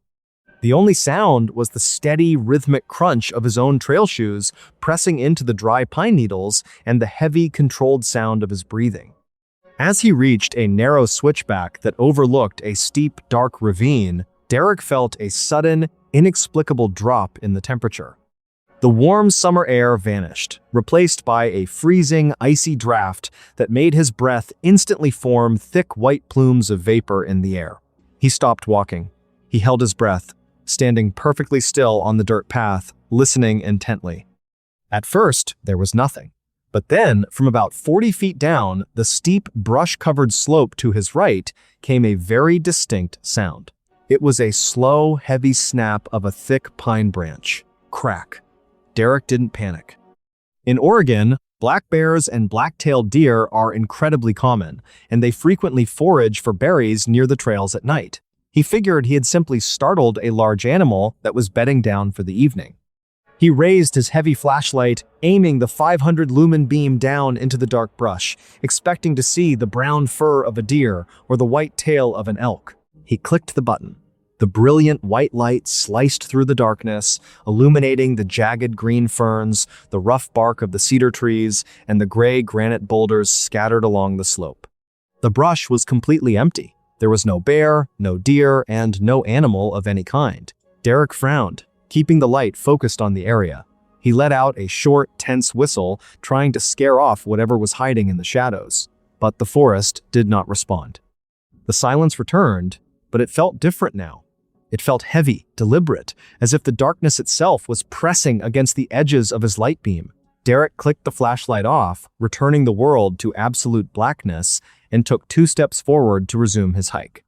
The moment his shoes touched the dirt, he heard the sound again. But it wasn't down in the ravine anymore. It was directly ahead of him on the main trail, about 20 feet away, hidden just past the sharp curve of the switchback. It was a wet, heavy, sliding sound, like someone dragging a sack of wet leather across the rocks. Slide, pause, slide, pause. Derek's heart gave a sudden, violent thud against his ribs. That wasn't the sound of an animal. An animal moves with a specific 4-legged rhythm, or it crashes through the brush to get away from a human. This movement was slow, calculating, and completely unbothered by his presence. Derek raised the flashlight again, his fingers tightening around the cold aluminum casing. He snapped the beam on, directing the light straight down the center of the narrow dirt path. The white light cut through the mist, and Derek's entire body went completely rigid. Standing right in the center of the trail, fully illuminated by the high-powered beam, was an entity. It was impossibly tall, standing well over 7 feet, but its body was so emaciated that its ribs and hip bones were pushing sharply against its skin like skeletal ridges. The flesh was a dull, waxy, bruised gray color, completely hairless and glistened with a thick, clear fluid that looked like liquid mucus. The limbs were twice the length of a normal man's, its long arms dangling so low that its multi-jointed fingers, ending in sharp black claws, were scraping gently against the dirt of the path. But it was the head that made Derek's blood run completely ice cold. The creature's neck was long, thin, and twisted at a horrific 90-degree angle, causing its hairless head to hang upside down from its shoulders. It had no nose or ears, just a smooth, pale skull, but where the eyes should have been, the flashlight beam caught the brilliant, blinding reflection of 2 massive, glassy black orbs. The creature was staring directly into the light lens, its unhinged jaw wide open, revealing a series of jagged, calcified ridges running along its gums. From deep within its throat came a low, rapid, dry clicking sound, the rhythmic chattering of bone against bone. Derek stood perfectly paralyzed, the heavy flashlight shaking so violently in his hand that the circle of white light was dancing erratically across the creature's leathery chest. His logical brain completely fractured. He wanted to run, he wanted to scream, but his muscles refused to obey his commands. The creature didn't sprint toward him, it slowly shifted its weight, dragging its left leg forward with a heavy metallic scrape against the granite rocks. Scrape, step, scrape, step. It was walking directly into the center of the flashlight beam, completely unfazed by the light, its upside-down head twitching rhythmically from side to side as the clicking sound from its throat grew louder and louder, filling the entire silent canyon. Derek realized with absolute certainty that if he stayed on that path for another 5 seconds, he would never leave the forest. With a desperate, breathless scream, he broke through his paralysis. He didn't turn around to run back up the mountain trail. The creature was too close, and the switchbacks were too narrow. Instead, Derek threw his body sideways, leaping straight off the edge of the trail into the pitch-black, brush-covered ravine to his left. He tumbled down the steep slope, his body slamming against sharp rocks, tearing through thick blackberry briars, and losing his grip on his heavy flashlight as he fell. The device hit a boulder, bouncing away into the darkness, its white beam pointing uselessly up toward the sky. Derek landed hard at the bottom of the ravine, the wind knocked completely out of his lungs. He lay in the cold mud, gasping for air, his clothes torn and his arms covered in deep, bleeding lacerations. Above him, from the dark trail he had just leaped from, the rapid, four-legged scrambling started. Thump, thump, thump, thump. The entity was descending the slope, its long limbs propelling its emaciated body through the thick brush with an insect-like speed, tracking the sound of his fall. The rapid, insect-like scrambling came crashing down the slope of the ravine, snapping thick branches and tearing through the dense ferns with terrifying ease. Thump, thump, thump, thump. The entity was moving entirely on all fours now, its long, emaciated limbs propelling its weight through the pitch blackness with a fluid, unnatural agility. Derek lay gasping in the mud, his ribs aching from the fall. The tactical flashlight he had dropped was sitting about 15 feet away, wedged against a rotten cedar stump, its brilliant white beam pointing straight up into the dense canopy of the Douglas firs. The light created a narrow, vertical pillar of white illumination in the middle of the dark ravine. Derek knew he couldn't stand up and run. His left ankle was severely sprained from the tumble, throbbing with a sharp, white-hot pain. He could hear the creature closing the distance, the heavy, wet sliding of its leathery flesh against the wet moss, and that dry, rhythmic chattering of bone against bone echoing through the trees. Click, click, click, click. With no other choice, Derek dragged his body backward into the hollow, decayed underside of a massive fallen redwood trunk just behind him. He pulled his knees tight to his chest, pressing his back against the damp, crumbling wood, and covered his mouth with both hands to muffle the sound of his frantic, ragged breathing. A second later, the creature entered the narrow pillar of light cast by the dropped flashlight. From his hiding spot in the hollow log, Derek had a clear, unhindered view. The entity walked directly into the beam, its 7-foot frame cutting through the white light. It stopped right next to the rotten cedar stump.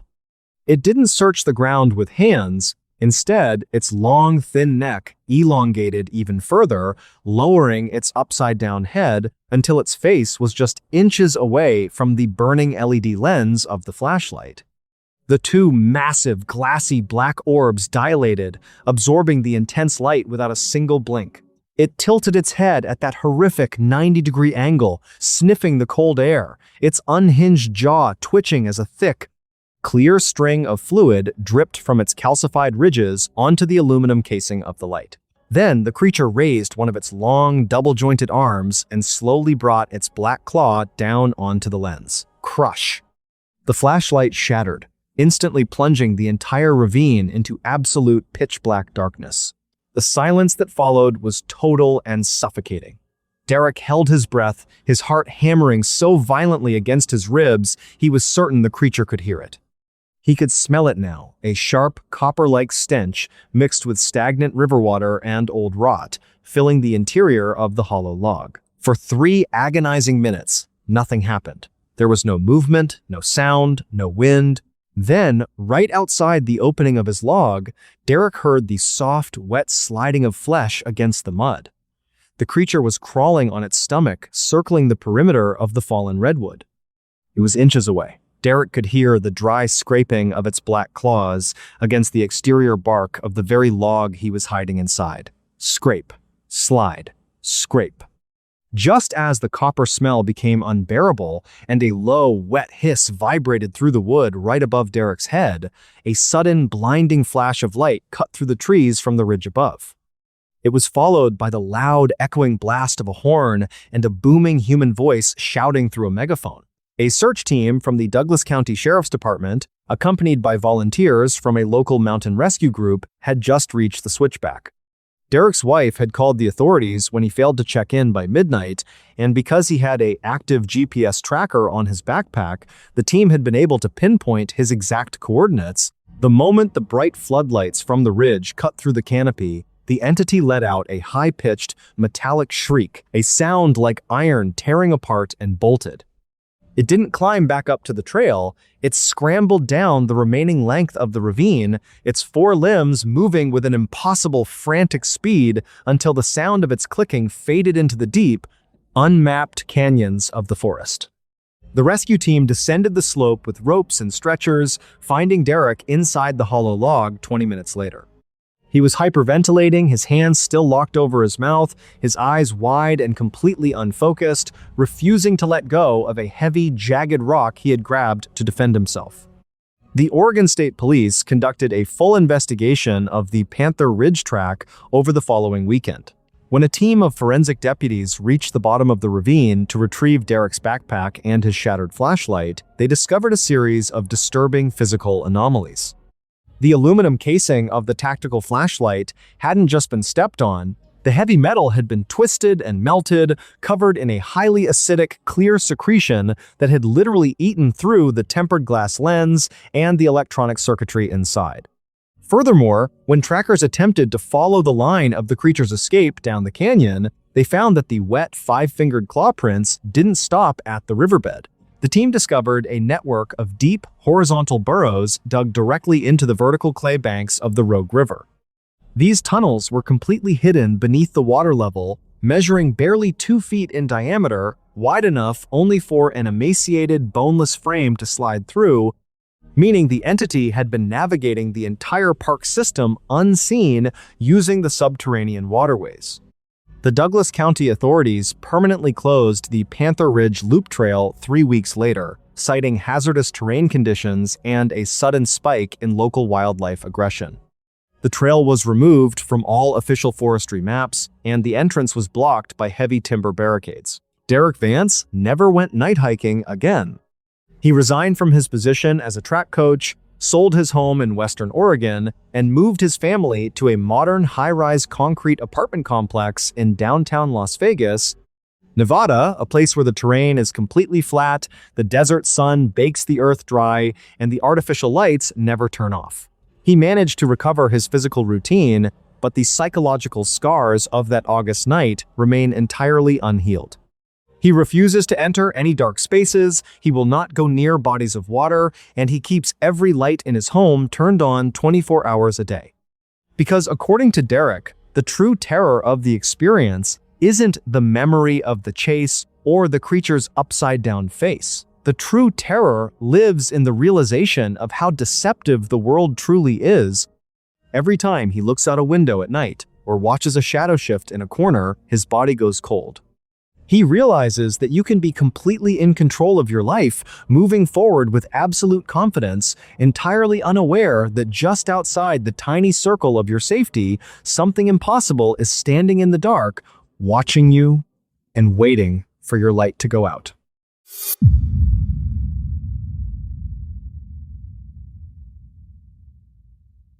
The human body is an incredibly resilient machine, but it has some very hard, non-negotiable limits.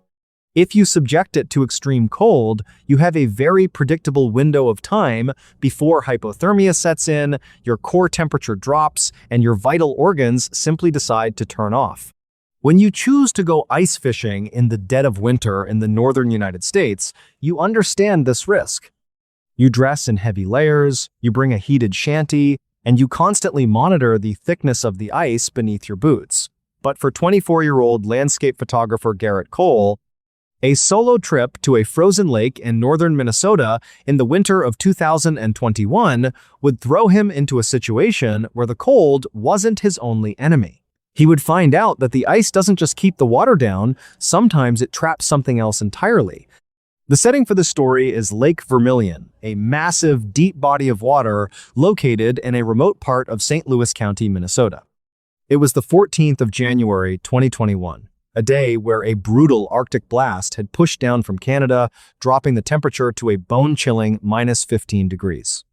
The wind was howling across the flat expanse of the frozen lake, creating blinding flurries of whiteout snow that completely erased the tree line on the shore. Garrett was an experienced winter outdoorsman. He had driven his four-wheel drive pickup truck out onto the ice earlier that afternoon, parking near a deep trench where he knew the winter pike liked to congregate. He had spent the last 2 hours drilling an 8-inch hole through the 20 inches of solid blue ice, setting up his portable insulated pop-up shelter, and turning on a small propane heater to keep the interior space livable. By 6:30 p.m., the winter darkness had fully arrived. The world outside his nylon shelter was an absolute freezing void, dominated only by the roaring wind. Inside, the amber glow of a battery-powered lantern cast long, flickering shadows against the fabric walls. Garrett sat on a folding bucket seat, staring down into the dark, circular hole in the center of the ice, watching his fishing line dangle into the black water below. The contrast was hypnotic, a small circle of liquid water surrounded by a frozen desert. At exactly 6:52 p.m., the propane heater let out a sharp sputter and died. Garrett cursed softly, his breath instantly forming a thick white cloud in the sudden chill. He reached down to check the gas valve, but before his fingers could touch the metal regulator, he heard a sound. It didn't come from the wind outside, and it didn't come from his truck. It came from directly beneath him, inside the ice itself. It was a heavy, dull thud. Thump. Elijah froze. In the winter, frozen lakes make a lot of noise. As the temperature drops, the ice expands and contracts, creating massive, booming cracks that sound like cannon fire echoing across the water. It is a completely normal, albeit unsettling, phenomenon.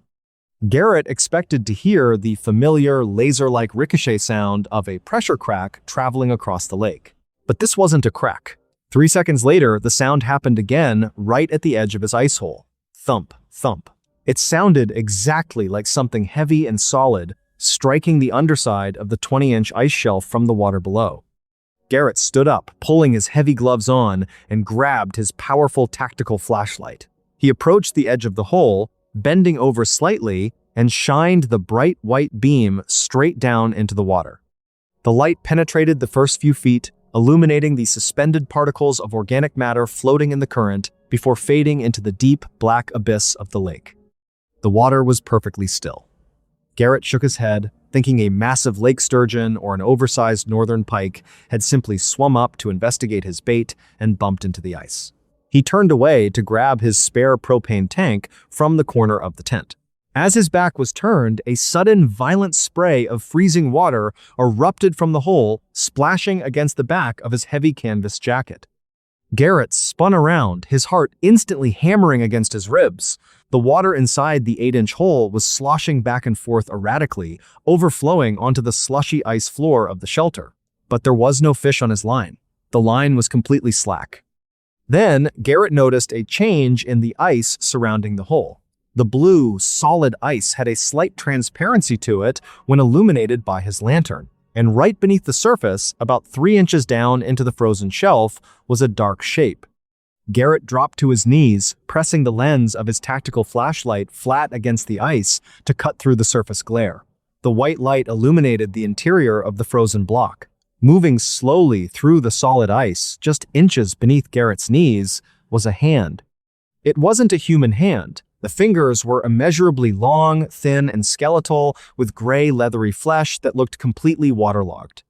The nails were pointed and black, scraping against the frozen interior with a faint, muffled ticking sound that resonated through the floor. Tick, tick, tick. Garrett let out a breathless gasp, scrambling backward until his spine hit the vertical support poles of his shelter. His mind refused to accept what his eyes were seeing. The hand was inside the ice. Not in the water beneath it, but actually embedded within the frozen molecular structure, moving through the solid mass as if it were swimming through thick mud. The dark shape moved with a sickening fluid grace, traveling in a circle around the perimeter of the fishing hole. Garrett realized with absolute certainty that whatever this thing was, it was using its claws to score the underside of the ice, systematically weakening the shelf directly beneath his folding chair. Before he could even reach for the zipper of the tent door, the ice beneath his shelter let out a horrific, splintering scream. A massive starburst fracture ripped through the center of the floor. The 8-inch fishing hole instantly collapsed outward, expanding into a jagged 3-foot chasm of black water. The sudden shift in weight caused Garrett's folding bucket seat, his tackle box, and his lantern to slide into the hole, vanishing into the lake with a heavy splash. The shelter tilted violently to the left, the nylon fabric tearing away from the frozen anchors in the wind. Garrett lunged forward, his gloved hands clawing at the slippery edge of the intact ice shelf as his legs dangled into the freezing 40-degree water below. The cold hit his lower body like an electric shock, instantly paralyzing his thigh muscles and stealing the air from his lungs. He struggled to pull himself up, his heavy winter boots filling with water, dragging him down like anchors. As he kicked his legs frantically in the dark water, trying to find a purchase against the submerged wall of the ice shelf, something brushed against his right ankle. It was a firm, freezing grip. A set of long, skeletal fingers closed tightly around his boot, pulling downward with an immense, steady pressure. Garrett screamed into the empty tent, his fingers slipping against the wet, slushy surface of the lake ice as he was dragged an inch lower into the black water. He reached out with his right hand, his fingers scrambling in the dark until they closed around the handle of his metal ice chisel, a heavy, 3-foot steel bar with a razor-sharp edge used to clear ice from the hole. Garrett hoisted the heavy iron bar with his remaining strength and drove the sharp tip straight down into the water near his legs. The metal struck something solid. A muffled, high-pitched screech echoed through the water, vibrating right through the soles of his boots. The freezing grip on his ankle instantly released. Garrett didn't wait. He threw his upper body onto the solid ice shelf, crawling on his belly like a seal, hauling his waterlogged legs out of the chasm just as the entire pop-up shelter collapsed into the hole behind him. He lay on the open ice, fully exposed to the -15-degree wind, his clothes instantly freezing into a stiff, solid armor of ice. He was completely blind in the dark, his lantern gone, the whiteout snow stinging his eyes. About 50 feet away, the headlights of his pickup truck were still cutting through the blizzard, representing his only chance at survival. Garrett attempted to stand, but his legs were completely numb from the thermal shock.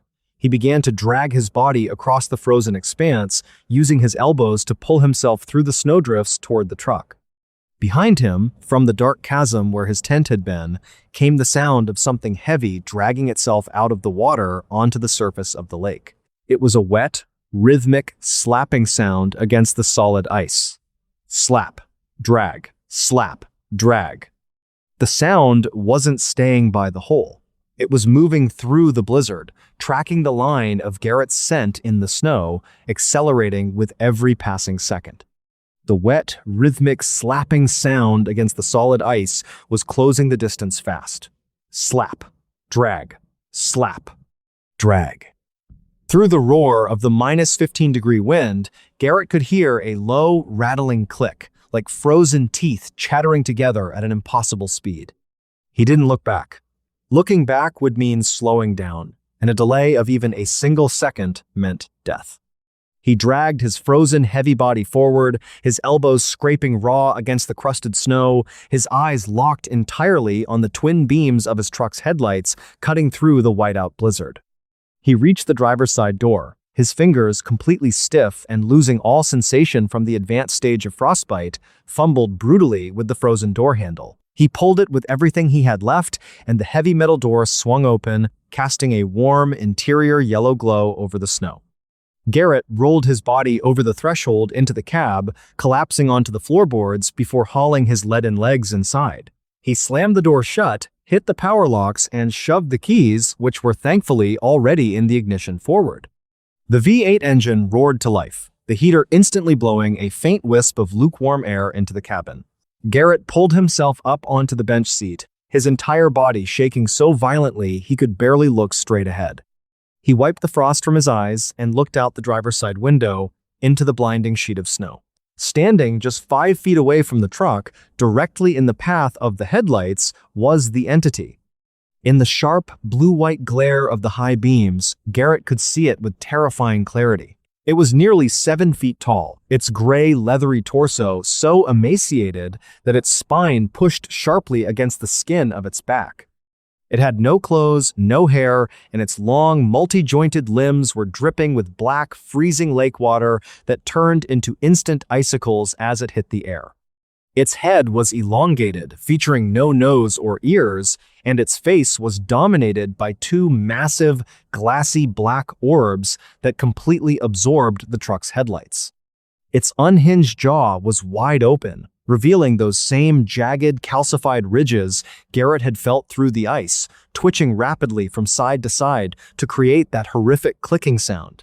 The creature didn't attack the vehicle. It slowly raised one of its long, skeletal arms, its black, pointed claws scraping gently against the driver's side glass pane. Screech. Then, it tilted its head at an impossible angle, its black eyes locking directly onto Garrett through the glass, and it let out a low, wet, gurgling hiss that vibrated right through the metal frame of the truck. Garrett, consumed by pure, unadulterated survival panic, slammed his foot down onto the gas pedal. The 4-wheel drive tires spun violently against the thick ice, screaming for traction before the studded rubber finally bit into the snow. The pickup truck lunged forward, swerving erratically across the frozen expanse of Lake Vermilion. Garrett didn't follow the ice road, he just drove blindly toward the faint, distant lights of the shoreline highway, terrifyingly aware that the creature had vanished into the blizzard behind him. He reached the boat launch ramp 20 minutes later, his truck bouncing violently over the frozen shoreline rocks before hitting the safety of the salted asphalt of Route 77. He drove straight to the nearest emergency room in Virginia, Minnesota, where he was immediately admitted for severe hypothermia and advanced stage 2 frostbite on his feet and fingers. The St. Louis County Sheriff's Department launched a full investigation into the incident the following afternoon after Garrett was stabilized. A team of 3 deputies, accompanied by a local wildlife officer, drove out onto the ice to locate Garrett's abandoned equipment and assess the site of the ice collapse. When they located the coordinates of the starburst fracture, they found the portable shelter completely submerged inside the 3-foot chasm of black water, frozen solid into the ice shelf as the temperature had dropped overnight. But what the deputies found on the surface of the ice surrounding the chasm is what turned this file into an absolute psychological horror. There were no human footprints in the snow other than the deep troughs left by Garrett's elbows as he dragged himself to his truck. However, spanning a 300-foot radius around the open water, the ice was covered in hundreds of the long, 5-fingered skeletal claw marks. The marks didn't just lead away from the hole toward the truck. When the wildlife officer used a high-powered ice-penetrating radar to map the structure of the frozen shelf beneath the snow, he discovered that the entire 20-inch layer of ice for 50 yards around Garrett's fishing spot had been systematically hollowed out from below. Something had spent weeks using its claws to carve a massive subterranean network of horizontal tunnels inside the solid ice shelf channels that were just wide enough for an emaciated, leathery body to swim through, hidden completely from the view of anyone standing on the surface. This meant that the entity hadn't just chanced upon Garrett's fishing hole that evening. It had been living inside the ice shelf itself for months, moving silently beneath the feet of dozens of winter fishermen, listening to the vibrations of the augers, and waiting for someone to sit alone in the dark after the sun went down. Despite an extensive sweep of the lake by state conservation officers over the next 2 winters, the entity was never seen again. The case remains an open, unsolved mystery in the St. Tep Tess. Louis County Archives categorized officially as an unexplained ice hazard and structural failure. Garrett Cole spent 3 weeks in the hospital, narrowly avoiding the amputation of his toes. He sold his landscape photography business, sold his truck, and left the state of Minnesota entirely within a month of his release. He relocated to a small town in the high, arid desert of New Mexico, where the ground is baked dry by the sun and water is a luxury found only in pipes. He managed to build a new life, but the psychological residue of that Arctic night has never left him. He refuses to travel north during the winter, he won't enter a cold room, and he uses only hot, running water for any daily activity. Because according to Garrett, the true nightmare isn't the memory of the freezing water or the creature's black eyes. The true nightmare lives in the knowledge of what lies beneath the surface of things. Every time he walks across a wooden floor or a tiled room, his body tenses up. His ears listen intently for the faint, muffled sound of something clicking against the supports from below, and he realizes that you can be completely safe, walking through your life with absolute confidence, entirely unaware that just 3 inches beneath your feet, something is waiting for the ice to break.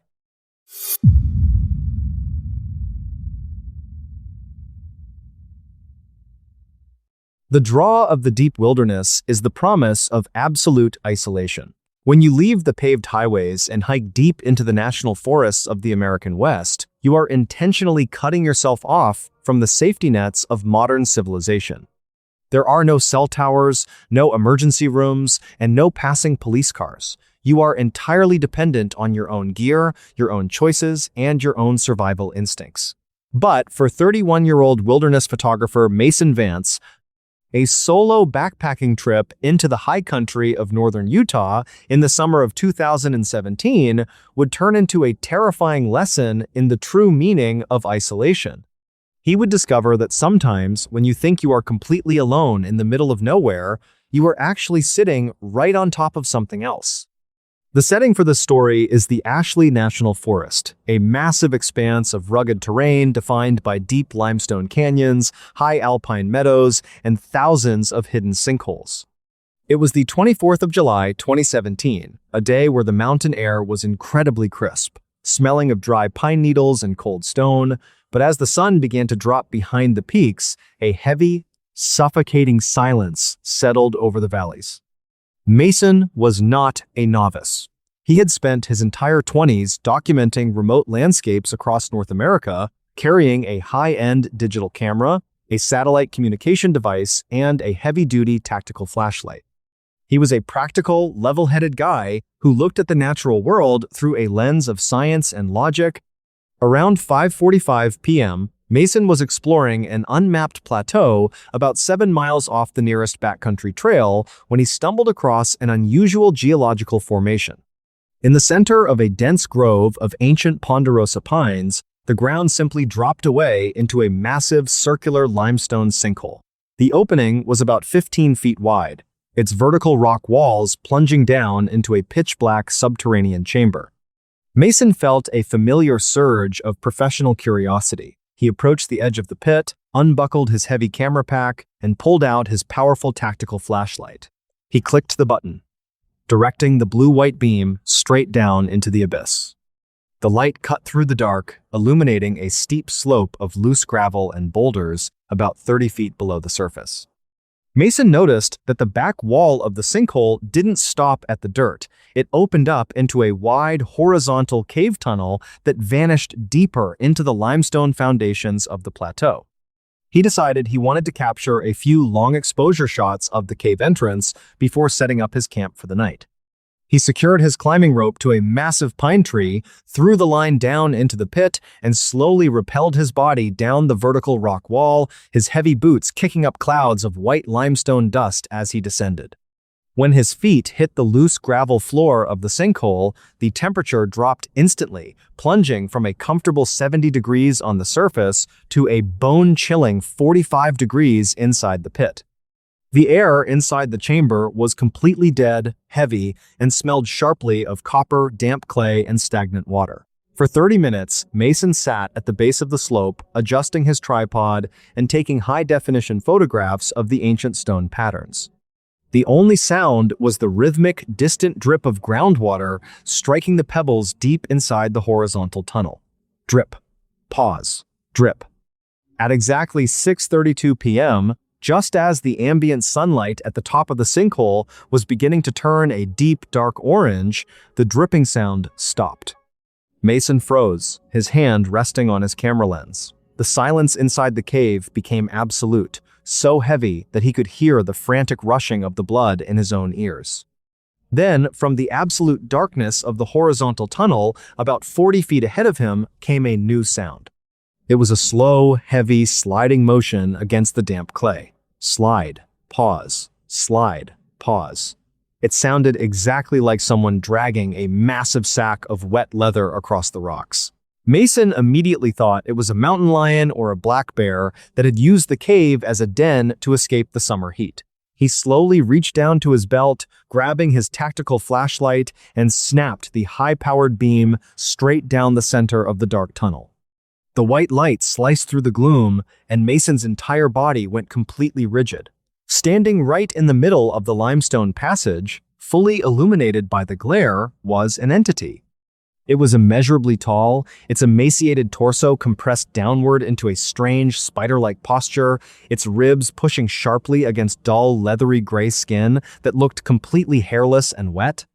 Its limbs were twice the length of a normal man's, its double-jointed arms ending in long, skeletal fingers with black claws that were buried deep into the mud of the floor. But it was the face that made the breath catch sharply in Mason's throat. The creature's neck was unnaturally long, thin, and twisted at a horrific 90-degree angle, causing its hairless head to hang completely upside down between its broad shoulders. It had no visible nose or ears, just a smooth, pale skull, but where the eyes should have been, the flashlight caught the brilliant, blinding reflection of two massive, glassy black orbs. The creature was staring straight into the light, its unhinged jaw wide open, revealing a series of jagged, calcified ridges running along its gums. From deep within its throat came a low, rapid, dry clicking sound, the rhythmic chattering of bone against bone. Click, click, click, click. Mason stood perfectly paralyzed, the heavy aluminum flashlight trembling so violently in his grip that the circle of white light was dancing erratically across the creature's leathery chest. His logical brain completely fractured. The creature didn't retreat from the light. It slowly shifted its weight, dragging its left limb forward with a heavy, solid impact against the limestone. Thump, step, thump, step. It was moving directly into the center of the beam, its upside-down head twitching rhythmically from side to side as the clicking sound from its throat grew louder and louder, echoing off the stone walls until the sound filled the entire subterranean chamber. Mason realized with absolute certainty that if he tried to climb that rope, the creature would reach the base of the slope before his hips even cleared the ground. With a breathless scream of pure survival panic, Mason dropped his camera equipment, turned around, and scrambled up the steep slope of loose gravel toward the vertical wall where his climbing rope was dangling. His boots slipped against the stones, his hands clawing at the dirt as he desperately tried to find leverage. Behind him, from the mouth of the dark tunnel, the rapid four-legged scrambling started.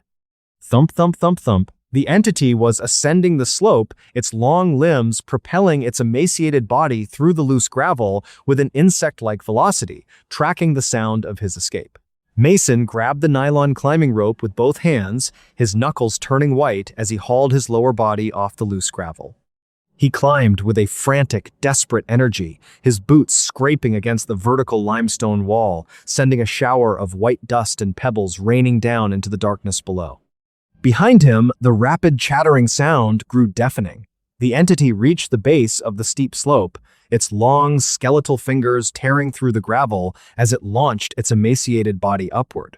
Click, click, click, click. Just as Mason's hands reached the top edge of the sinkhole, where the pine needles and dirt of the forest floor met the rock, he felt a sudden, freezing draft brush against his bare ankles.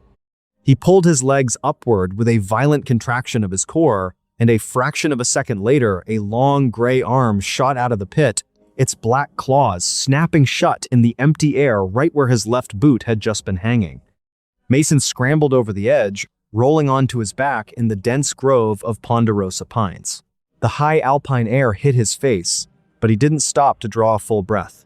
He scrambled to his feet, leaving his unanchored climbing rope behind, and ran blindly through the darkening woods toward the main trail 7 miles away. The forest was completely dark now, the orange twilight replaced by a pitch-black canopy that swallowed the trees. Mason didn't have his tactical flashlight. It was still sitting at the bottom of the sinkhole. He navigated by the faint silhouette of the mountain ridges against the stars, his boots crashing through the dry brush, his heart hammering violently against his ribs. Behind him, from the direction of the pine grove, came a heavy, low, crashing sound through the branches. The creature had climbed out of the pit. It was moving through the timber, its double-jointed limbs snapping pine boughs as it tracked the heavy vibration of Mason's heavy footsteps in the dirt. Mason sprinted for nearly 2 hours, his legs burning, his throat raw from the cold mountain air. He didn't look back until he burst out of the tree line onto the gravel parking area of the primary trailhead on Mirror Lake Highway. He collapsed against the side of his parked Jeep, his hands shaking so violently he could barely press the remote unlock button on his key fob. He dove into the driver's seat, locked the doors, and slammed the keys into the ignition. He didn't look at the rearview mirror. He threw the vehicle into reverse, tore out of the gravel lot, and drove straight to the Uinta Basin Ranger Station in Duchesne, Utah. The two on-duty rangers listened to Mason's report at 1:15 a.m. He was hyperventilating, his clothes covered in white limestone clay, and his fingernails were split and bleeding from clawing at the sinkhole edge. The rangers, familiar with the treacherous topography of the Ashley National Forest, but deeply unsettled by Mason's description of the entity, contacted the Uintah County Sheriff's Office to dispatch an investigative team at first light. At 6:45 a.m., a caravan consisting of 3 search and rescue trucks and 2 sheriff's deputies escorted Mason back to the plateau. Because Mason had logged his coordinates on his satellite communication device before descending, the team was able to hike directly to the dense grove of ponderosa pines. The sinkhole sat perfectly still under the morning sun, a quiet circular scar in the earth. The climbing rope was still tied to the massive pine tree, its nylon length dangling into the black void. 2 deputies, equipped with tactical gear and high-powered searchlights, lowered themselves into the pit to retrieve Mason's expensive camera equipment and inspect the cave tunnel. When their boots hit the gravel floor, the deputies shined their lights around the chamber. Mason's tripod was shattered, the aluminum legs twisted like pipe cleaners, and his digital camera body had been crushed into the mud, its glass lens pulverized into fine dust. But what the investigators discovered inside the horizontal limestone tunnel is what caused the Uintah County Sheriff to contact federal land management authorities within an hour. The horizontal cave didn't lead to a dead-end chamber. It opened up into a massive, interconnected labyrinth of subterranean passages that ran for miles beneath the entire northern Utah Plateau. And when the team used a specialized high-resolution thermal imaging camera to scan the interior walls of the limestone passage, they found that the damp clay floor was completely covered in thousands of the long, five-fingered claw prints. The tracks didn't just stay inside the cave.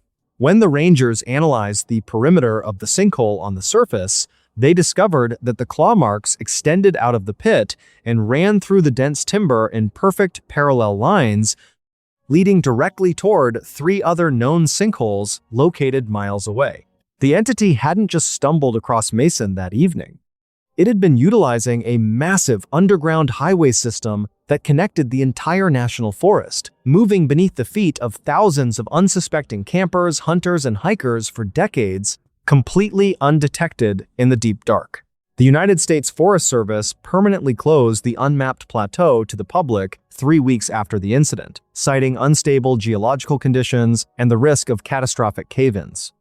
The entrance to the sinkhole was sealed with a massive, heavy-duty steel mesh grate that was anchored directly into the limestone bedrock with industrial concrete bolts. Mason Vance never went wilderness photography again. He sold his high-end camera gear, canceled his satellite contracts, and relocated to a modern, concrete slab home in the flat suburbs of Dallas, Texas, a place with no forests, no caves, and absolutely no sinkholes. He managed to rebuild a quiet indoor routine, but the psychological scars of that July afternoon remain completely unhealed. He refuses to go near holes in the ground, he cannot tolerate dark rooms, and he uses an electronic security system that monitors the perimeter of his home 24 hours a day. Because according to Mason, the true horror of the experience isn't the memory of the chase or the creature's upside-down head. The true horror lives in the realization of what is sitting right below us. Every time he walks across a lawn or feels the floorboards flex in an old building, his body freezes. He realizes that humanity is just living on a thin, fragile crust of dirt, completely unaware that just a few feet below the surface, something is waiting in the absolute dark, chattering its teeth and listening for the sound of our footsteps.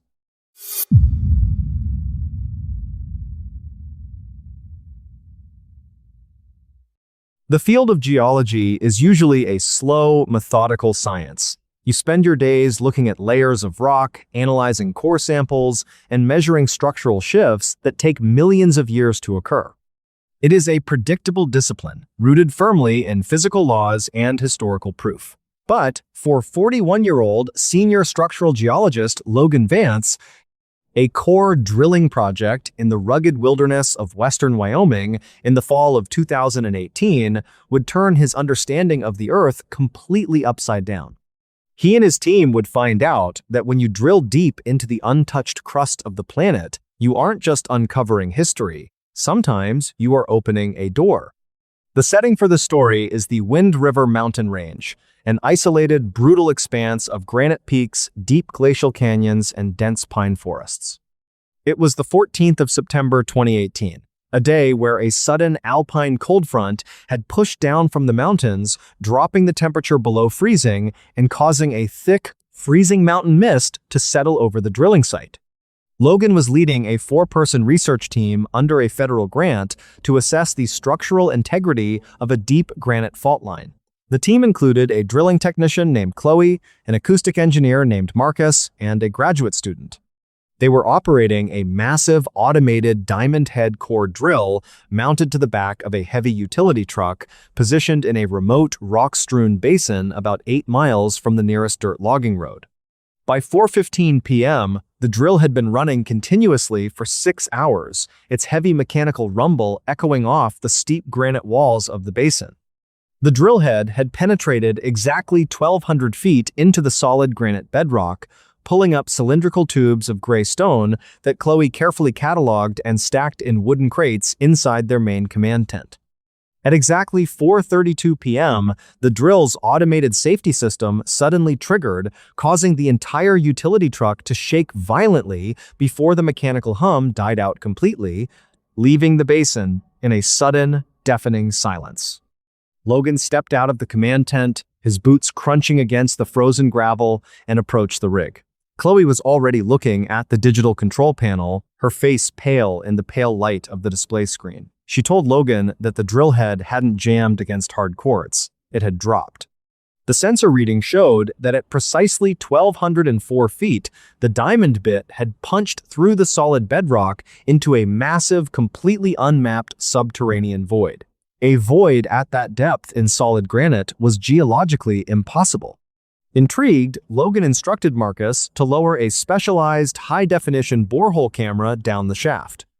The camera was attached to a heavy spool of fiber optic cable, equipped with an array of ultra-bright LED lights and a highly sensitive directional microphone meant to pick up seismic vibrations.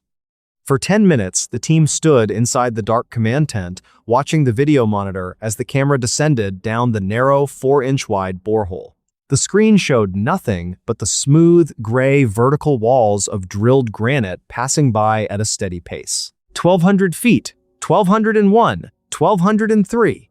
Then the gray stone walls vanished. The camera broke through the ceiling of the void, entering a vast, pitch-black space.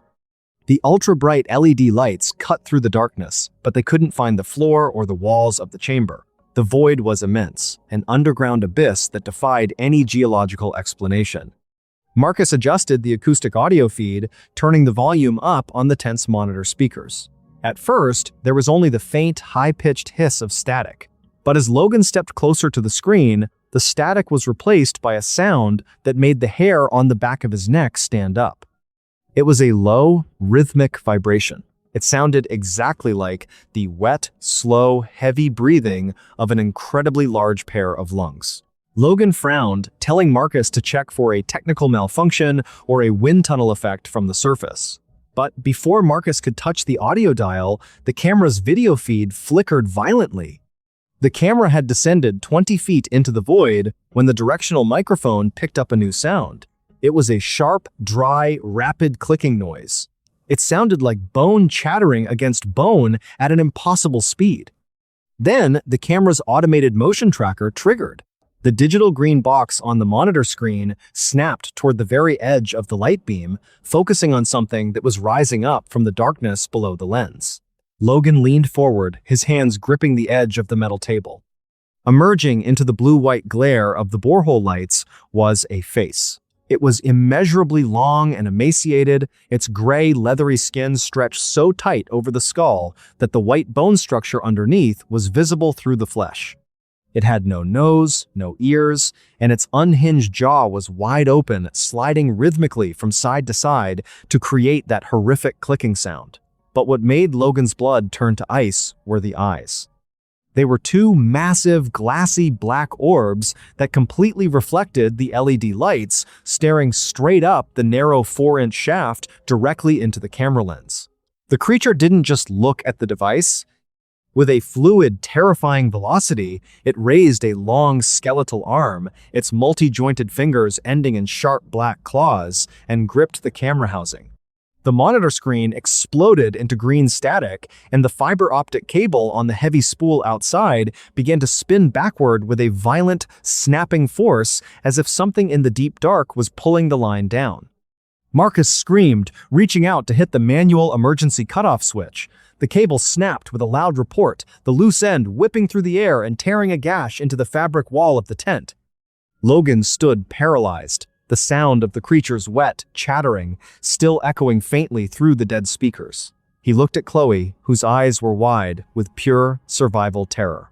He told the team to abandon the equipment, get into their secondary transport SUV, and drive back to the ranger station immediately. They scrambled out of the tent into the freezing mountain mist.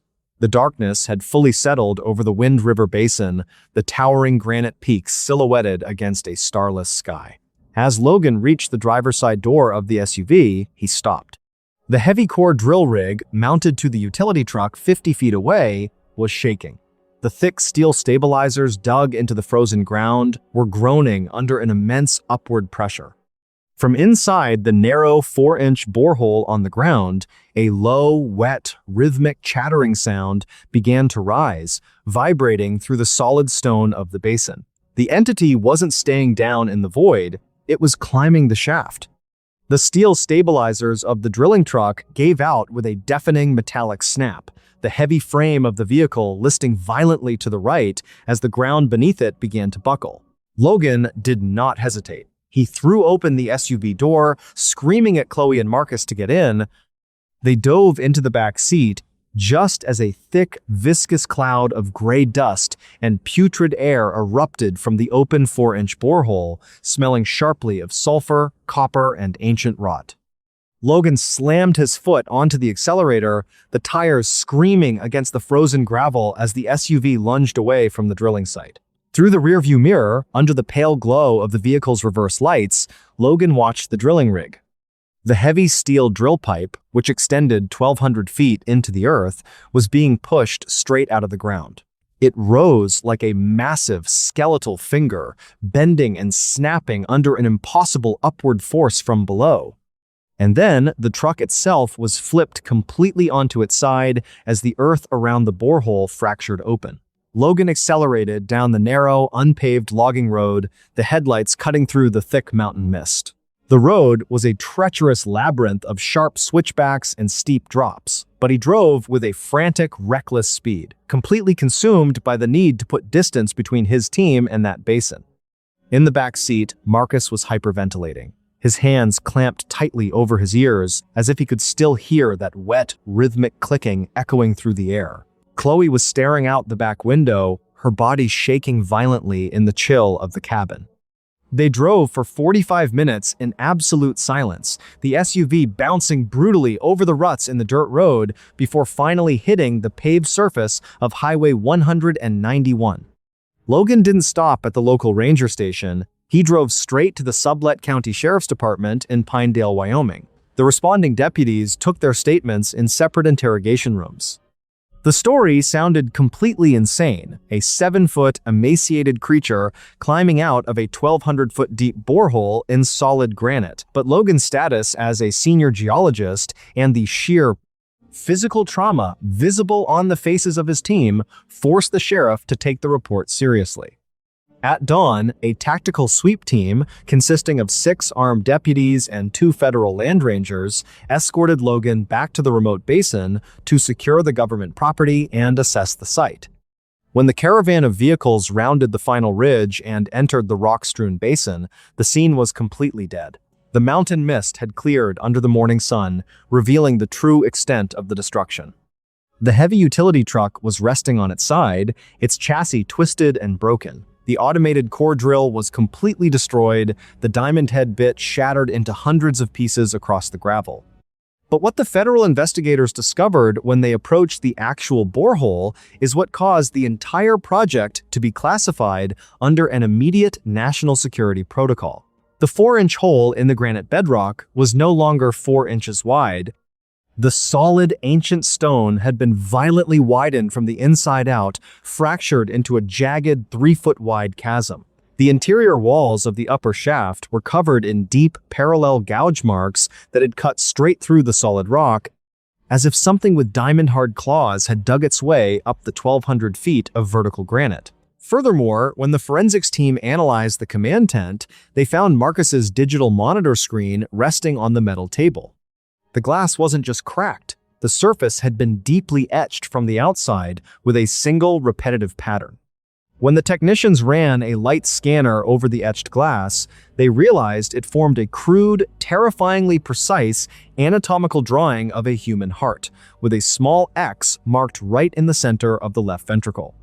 The entity that climbed out of the Wind River void has never been captured or sighted since that morning.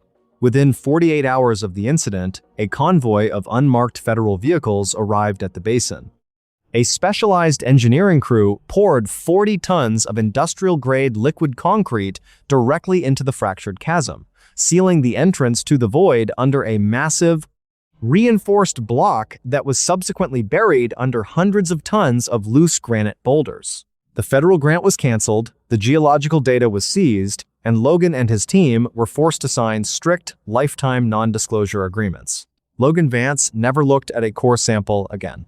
He resigned from his university tenure, sold his home in Wyoming, and moved to a small coastal town in southern Florida, where the geology consists entirely of shallow sand, coral reefs, and water, a place where the deep, dark interior of the earth cannot be reached by a drill. He managed to build a quiet, isolated routine, but the psychological weight of that autumn afternoon remains completely unhealed. He refuses to enter basements, he cannot tolerate the sound of mechanical drilling of any kind, and he uses an electronic noise-canceling system in his bedroom just to sleep. Because according to Logan, the true horror of the experience isn't the memory of the creature's face or the static on the screen. The true horror lives in the realization of what is happening beneath our feet. Every time he feels a slight tremor from a passing truck or hears the low hum of distant machinery, his body freezes. He realizes that humanity is just living on a thin, fragile crust of reality, completely unaware that deep within the ancient, untouched foundations of the world, something else is breathing, chattering its teeth, and waiting for us to drill the next hole.